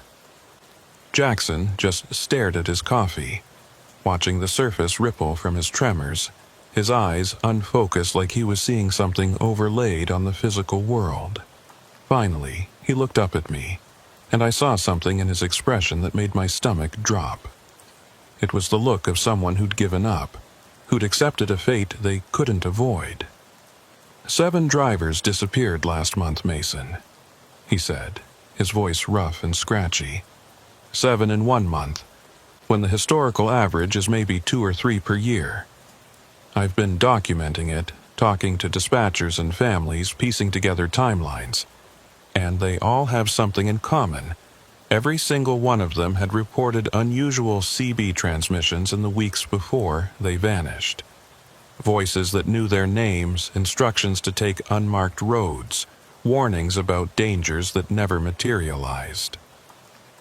He pulled out a worn notebook from his jacket pocket, pages dog-eared and filled with cramped handwriting. Dates, names, locations, last known transmissions. It looked like the work of someone obsessive, someone who'd spent hundreds of hours compiling data, trying to find patterns in chaos. He flipped through the pages, showing me entries that went back years, dozens of disappearances all linked by the same common thread. The voices. "Look at this one," Jackson said, pointing to an entry from 3 years ago. Driver named Kyle Winters, making a run from Inuvik to Yellowknife. Last transmission said he was hearing his dead brother's voice on the CB, telling him to take a detour through terrain that didn't match his maps. They found his truck 2 days later at a rest area. Engine running, door open, no sign of Kyle. His logbook showed he'd been driving for 36 hours straight, but his fuel consumption suggested he'd only used enough diesel for about 10 hours of operation. Time displacement, just like what we've been experiencing. I looked at the other entries, seeing the same pattern repeated over and over. Drivers experiencing temporal anomalies, following instructions from voices that knew too much, taking routes that led to nowhere or everywhere or someplace in between. And all of them vanished, their trucks found abandoned, their families left without answers or closure. The documentation was meticulous and horrifying, a catalog of lives consumed by something that operated according to rules nobody understood. "It's accelerating," Jackson said, flipping to more recent pages. "Whatever's been taking drivers, it's ramping up operations, and I think it's related to the transmissions, to the voices on the CB. I've been documenting cases, talking to families of disappeared drivers, and they all report the same thing. Their loved ones had been experiencing unusual radio transmissions in the weeks before they vanished. Voices that knew their names, instructions to take unmarked roads, warnings about dangers that never materialized." I asked him what he thought was causing it, what was behind the transmissions and the disappearances. He closed the notebook and looked at me with an expression that was equal parts certainty and madness. "I think the highways themselves are alive, Mason. Not metaphorically, not in some poetic sense, but literally alive. They've developed consciousness over the decades, fed by all the lives lost on them, all the fear and pain and loneliness that drivers experience. Every accident, every death, every moment of terror experienced on those roads has been absorbed, incorporated, used as fuel for something that exists in the spaces between destinations." The explanation sounded insane, but it also matched my own experiences in ways I couldn't deny. The way time behaved differently on the highways, the way reality seemed fluid and negotiable when I was driving those northern routes, the mile markers appearing in wrong sequences, the GPS showing impossible paths, my own logbook documenting time that I couldn't remember living. All of it suggested that I wasn't driving through normal space anymore, that the highways I traveled had become something other than simple asphalt and concrete. Jackson continued, his voice taking on a lecturing quality, like he'd thought about this so much it had become a rehearsed explanation. "Think about it. Millions of people have driven these routes over the decades. Billions of thoughts, emotions, experiences, all channeled through the same physical pathways. That much consciousness focused through such narrow conduits would leave an imprint, create grooves in reality itself. And eventually, those grooves become deep enough that they start to operate independently, like water-carved canyons that then channel more water, deepening themselves through their own existence." He pulled out another item from his jacket, a small digital voice recorder. I've been collecting transmissions, Mason, recording everything I hear on my CB during runs, then analyzing it later. And I found something disturbing. There are recurring phrases, specific patterns of speech that appear across different voices, different times, different locations. Like there's an underlying script, a template that the voices are following, which suggests they're not actually individual consciousnesses at all. They're manifestations of a single intelligence trying to communicate through multiple personas. He played me some of the recordings, and I heard what he meant. Different voices, different accents, different speech patterns. But underneath all that variation, there were identical phrasings. "You need to understand" appeared in probably 20% of the transmissions. "The highway provides" in another 15%. "Your father knew" in maybe 10%. Like someone had written a script with specific talking points and was improvising variations around those fixed elements. "But here's what really terrifies me," Jackson said, leaning forward, his eyes intense. "I think some of the voices we're hearing are the disappeared drivers, people who got pulled completely into the highway's reality and now exist in some liminal state between solid and spectral. They're trying to warn us, trying to tell us how to avoid their fate. But the highway is interfering with their transmissions, corrupting them, making it hard to tell which voices are helpful and which are traps." I told him about my experience with the junction point, about refusing the mechanical voice's instruction and being displaced from normal reality. He nodded grimly, like this confirmed something he'd suspected. "That mechanical voice is the highway's operating system, I think. It's trying to keep drivers calibrated to its preferred frequency, making sure we're synchronized with its timeline rather than consensus reality. And if we resist too much, if we refuse its instructions, it just ejects us from normal space-time completely. That's what happened to those disappeared drivers. They fought back, and the highway pushed them out." He showed me more documentation, more evidence of the pattern. Drivers who'd refused instructions or failed to respond to transmissions properly, all of them vanishing within days or weeks of their non-compliance. The highway didn't tolerate disobedience, didn't allow its anchor points to operate too independently. We were supposed to maintain boundaries, yes, but within parameters it controlled. Step outside those parameters, and you got ejected from the system entirely. "So, what do we do?" I asked, feeling the walls of my apartment closing in. "How do we protect ourselves if the highway can just decide to eject us whenever it wants?"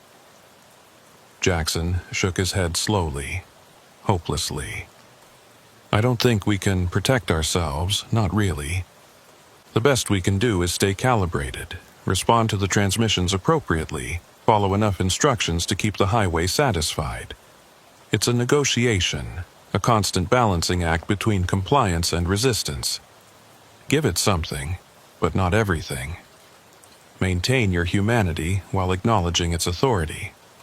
We spent the rest of the evening discussing theories and sharing experiences, comparing notes on transmissions we'd received and anomalies we'd encountered. Jackson had experienced many of the same things I had: the non-linear mile markers, the time slippages, the multiple voices giving contradictory instructions.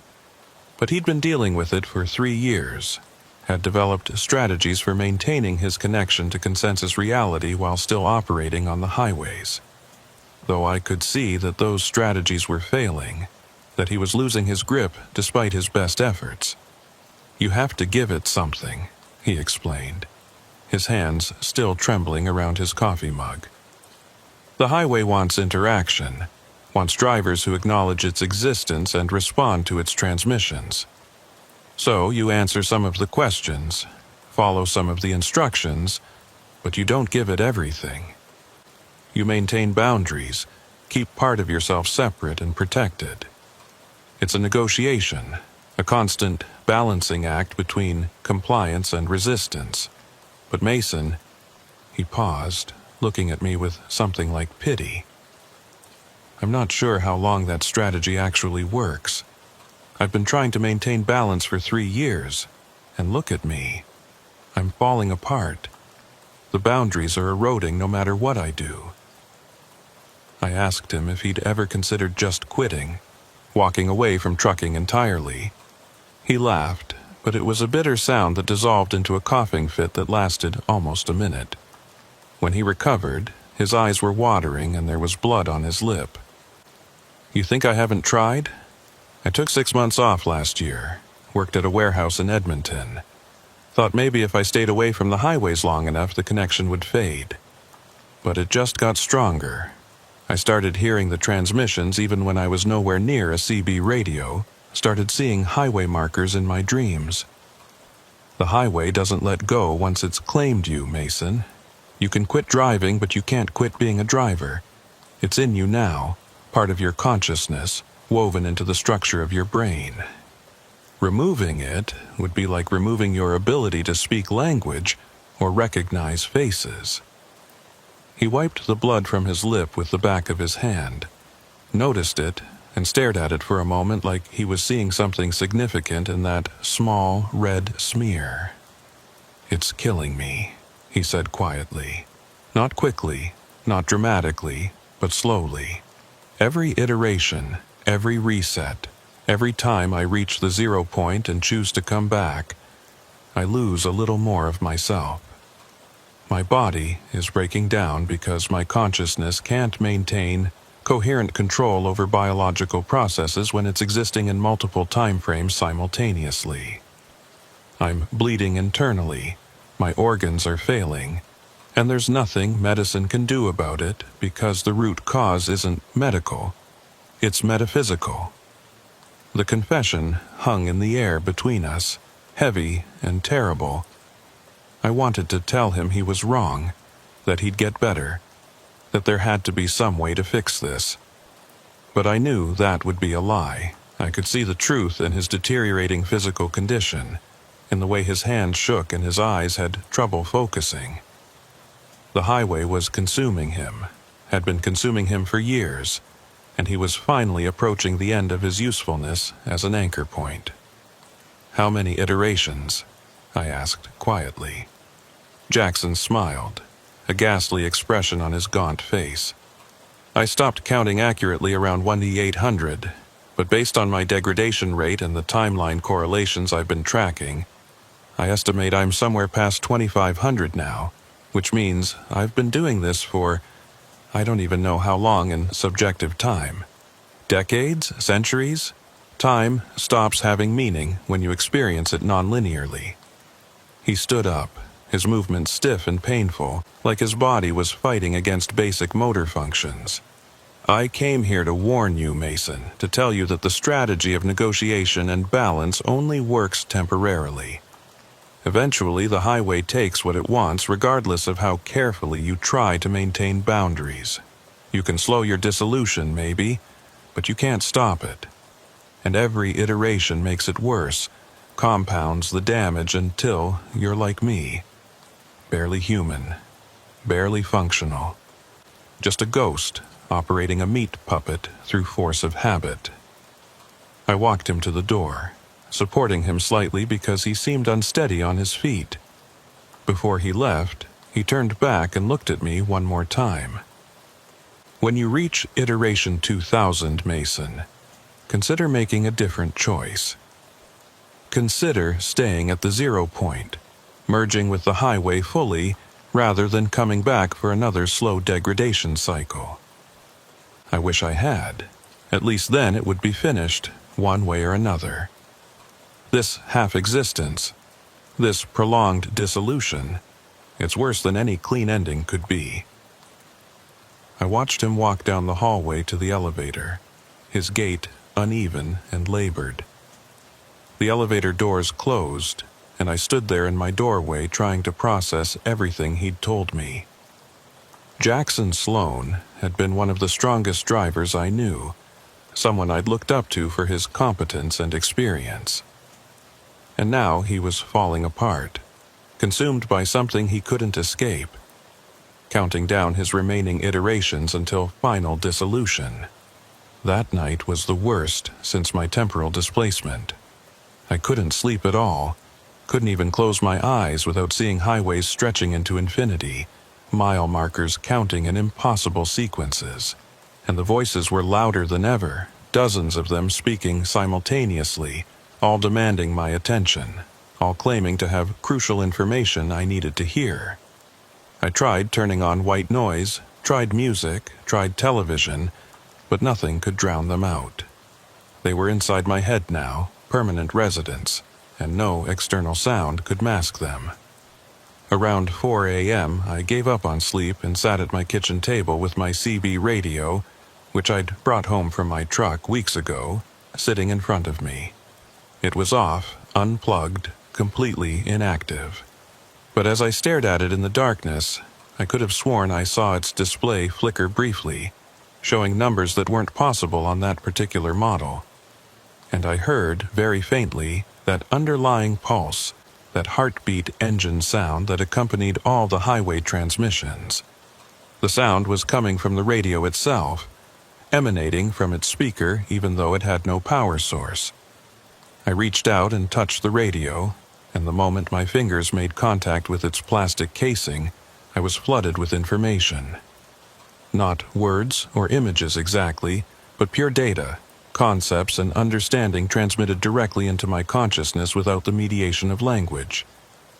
I saw the structure of the highway consciousness, saw how it was organized, saw the thousands of anchor points scattered across North America and beyond, each one a driver like me, maintaining boundaries, preventing the highway from expanding beyond its designated channels. And I saw what happened to anchor points who failed, who couldn't maintain their function. They didn't just disappear. They were absorbed, incorporated into the highway itself, their consciousness broken down and distributed across the entire network. Their memories became part of the collective memory. Their experiences became data points in the highway's growing understanding of human psychology. Nothing was wasted. Nothing was lost. It was all recycled, repurposed, made useful to the greater system. The information dump lasted maybe 10 seconds, but it felt like hours, like days, like I'd lived through an entire lifetime of understanding compressed into a moment.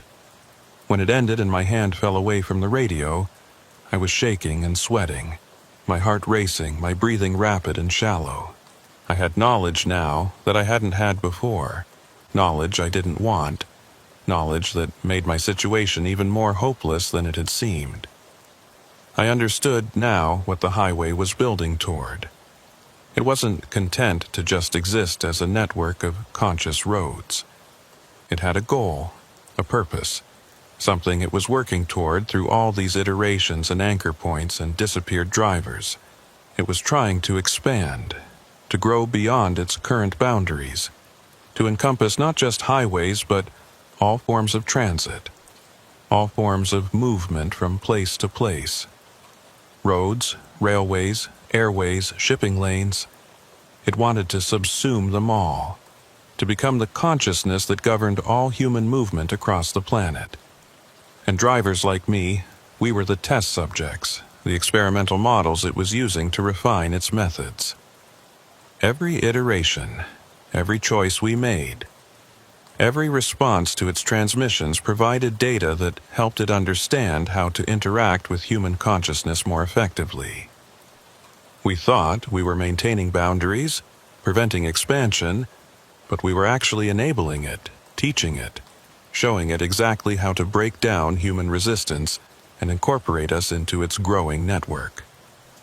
That night, after Jackson left, I sat on my couch and stared at my CB radio, which I'd brought home from my truck for reasons I couldn't quite articulate. It was turned off, unplugged, completely inactive. But as I watched it in the darkness of my apartment, I could have sworn I saw its display flicker briefly, showing numbers that weren't possible on that particular model. And I heard, very faintly, that underlying pulse, that heartbeat engine sound that accompanied all the highway transmissions. The second week of my leave passed in a blur of increasing anxiety and deteriorating mental stability. I couldn't sleep for more than a few hours at a time, kept waking up from dreams where I was driving endless highways that went nowhere, following mile markers that counted down instead of up, watching other trucks appear and disappear around me like ghosts. And the voices were getting louder in my head, more persistent, demanding responses even when I was nowhere near a vehicle or a radio. On the 13th day, I broke. I couldn't take the isolation anymore, couldn't stand being disconnected from the highway. I called the company and told them I was ready to come back, that I needed a run, any run, as soon as possible. The dispatcher sounded surprised but pleased, and within 2 hours she'd assigned me a load heading to Tuktoyaktuk, the farthest northern run available. 1,600 kilometers of mostly empty highway, exactly the kind of route I should have been avoiding. But I needed it, needed to be back on the road, needed to hear the transmissions clearly rather than as muffled echoes in my consciousness. And maybe, somewhere deep down, I wanted to see how far this would go, wanted to push the boundary between normal reality and whatever the highway was offering. I was tired of fighting, tired of trying to maintain my grip on consensus space-time. Maybe it would be easier to just let go, to accept the highway's invitation and see where it led. I loaded up my truck the next morning and headed north, the sun barely rising above the horizon before setting again, the winter darkness swallowing everything. The CB was active from the moment I turned it on, that familiar static filling the cab, underlaid with the rhythmic pulse that had become my constant companion. But for the first 2 hours of the drive, no voices emerged from the interference. Just the pulse, steady and insistent, like the highway was waiting for something. Around hour 3, as I passed beyond the last major town and into true wilderness, the mechanical voice finally spoke. "Mason Garrett, welcome back. Your absence was noted. Calibration has drifted during disconnection. Prepare for resynchronization." I keyed my mic and asked what resynchronization entailed, but got no response. The static continued, the pulse continued, but the voice had gone silent. The highway ahead of me started to change. Not dramatically, not in ways that would be obvious to someone who wasn't paying attention, but subtly. The pavement looked older, more weathered, like I was driving through progressively earlier time periods. The trees were different species, the mountains had different names, and when I checked my GPS, it showed a highway designation that didn't exist. Highway 0. I tried to turn around, but my steering wheel wouldn't respond. The truck continued forward at a steady 60 kilometers per hour, maintaining its course regardless of my input. I was a passenger now, not a driver, just along for a ride that someone else was controlling. And the voices started coming through the CB again, dozens of them, all speaking in overlapping sentences. "Mason, turn back before it's too late. Mason Garrett, continue current trajectory for optimal calibration. He's one of us now, he just doesn't know it yet. Your father tried to warn you, but you didn't listen. The highway provides, the highway protects, the highway demands." My dashboard clock started spinning again, but this time I watched the numbers carefully. I wasn't moving randomly through time. I was going backward, watching the digital display count down through years and decades. 2024, 2015, 2003, 1965. The landscape outside my windows was changing to match, the highway becoming progressively more primitive, until I was driving on a gravel road through virgin wilderness that looked like no human had ever touched it. And then the truck stopped, just came to a halt in the middle of this impossible road, in a time period that predated modern civilization in this region. My engine was still running, my lights were still on, but I couldn't move forward or backward. I was stuck, frozen in a moment that existed outside normal causality. The original voice came through the CB one last time, clear and strong. This is where it ends, Mason, or where it begins, depending on how you choose to see it. You're at the origin point now, the place where the highway first emerged from human consciousness and became something independent. You can go forward from here, back to your own time, back to consensus reality. But you'll be changed. You'll see the roads differently, understand them differently. You'll be what your father was, a driver who operates in multiple time frames simultaneously. I asked what the alternative was, though I think I already knew. The voice confirmed it. Or you can stay here at the 0 point and become part of the highway's foundation. Your consciousness will merge with the road, and you'll join the others who've made this choice. You'll be one of the voice's future drivers here, offering warnings and guidance and sometimes just company during the long, dark miles. I sat there in my frozen truck in this impossible moment outside of time and realized I had to make a decision. Return to my life as a trucker who saw too much and knew too much, who would spend every run navigating between different layers of reality, or surrender to the highway, become part of its consciousness, exist as a voice in the static that future drivers would hear and possibly heed. The choice should have been obvious. Life, however strange and difficult, was preferable to dissolution into some collective highway consciousness.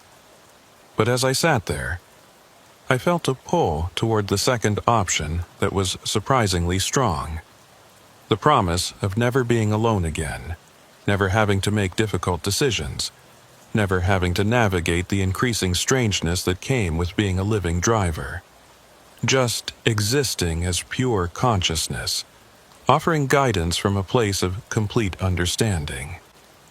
I reached for my CB mic to respond, to make my choice known. But before I could key it, I noticed something. My logbook, sitting on the passenger seat, was open to the current date, and the entries were already filled in, showing runs I hadn't made yet, deliveries I hadn't completed. Future dates stretched out for months, all documented in my own handwriting, all showing normal operations with no indication of temporal displacement or highway consciousness, or any of the strangeness I'd been experiencing. I grabbed the logbook and flipped through it, seeing entries that extended for years into the future. In 2026, I was still making runs through the territories. In 2028, I'd apparently started training new drivers, teaching them routes I hadn't learned yet. In 2031, according to these impossible records, I'd completed my 10,000th northern run and received some kind of award from the company. The logbook was telling me I survived this, that I chose to go back, that I continued driving for years to come. But it was also telling me something else.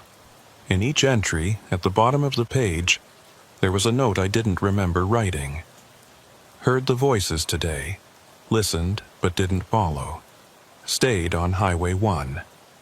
Over and over, month after month, year after year. The same notation, the same choice, repeated endlessly. I was still here, still making this decision, over and over, in some kind of temporal loop. And every time I chose to go back, chose life over dissolution. But I never remembered making that choice, never retained the knowledge of these previous iterations. I was trapped in a cycle, endlessly reaching this 0 point, endlessly deciding to return, endlessly forgetting. The mechanical voice spoke one more time. Mason Garrett. Temporal loop detected. This is iteration 847. Previous iterations resulted in return to baseline reality with memory suppression. Recommend same course of action to maintain stability. 847 times. I'd been here 847 times, made this choice 847 times and never knew it. The highway had been recycling me. using me as some kind of test subject, seeing if my decision would ever change. I keyed my mic and spoke, my voice surprisingly steady. I'm going back, same as always. But this time, I want to remember. No memory suppression. I need to know what I've been through. The static surged, and I heard what might have been surprise or concern in the voices that emerged. Memory retention not recommended. Knowledge of iterations causes psychological instability. Subject, Garrett should maintain standard reset protocol. I don't care, I said. I want to remember. I want to know what I've been choosing all these other times. There was a long pause, filled with that underlying pulse, that heartbeat engine sound. Then the original voice came back, sounding almost sad. If you retain memories, Mason, you'll know too much. You'll understand what the highway really is, what we all are. And that knowledge changes everything. Most drivers can't handle it. They make different choices next time, choices that lead to complications. I thought about that for a moment, about whether I really wanted to know, whether ignorance might actually be preferable. But I was tired of being manipulated, tired of being reset and recycled without my knowledge. I wanted truth, even if it was uncomfortable. Let me remember, I said again. Whatever the consequences, I'll deal with them. The world lurched. Time started moving forward again, but wrong, like a film played at variable speeds. The landscape outside my windows aged rapidly, gravel becoming asphalt, wilderness becoming developed land, my truck updating through decades of technological advancement in seconds, and my mind filled with memories, 847 iterations of this same moment, this same choice, all flooding back simultaneously. I saw myself making this decision over and over, saw the different ways I'd phrased my choice, the different emotions I'd felt each time. Sometimes I was certain. Sometimes I hesitated. Sometimes I asked questions that received no answers. But always, I chose to go back. And I understood now what that meant. The highway wasn't just roads. It was a network of consciousness, built from the minds of every driver who'd ever traveled it, fed by every thought and fear and hope experienced along its length. And drivers like me, who could perceive this underlying reality, we were nodes in the network. Connection points between the physical roads and the consciousness that inhabited them. We chose, over and over, to return to consensus reality, and each time we did, we strengthened the boundary between normal space and highway space. We were anchors, preventing the highway consciousness from expanding too far, from consuming too much of normal reality. And the iterations, the resets, the memory suppressions, they were all part of maintaining that balance. If we remembered too much, understood too clearly what we were doing, we might make different choices. Might decide to stay in the highway consciousness, or might refuse to return at all, disrupting the delicate equilibrium. I was back in my truck on Highway 1, in my own time, in consensus reality. But I remembered all of it now, every iteration, every choice, every warning I'd received and given. And I understood that I would be here again, making this choice again, probably 847 more times at least. The highway wouldn't let me go, couldn't let me go, because I was too valuable as an anchor point. The CB crackled with static, and a voice I recognized as my own said, "Welcome back, Mason. Iteration 848. You chose memory retention this time. How do you feel?" I stared at the radio, understanding now what the original voice had been all along.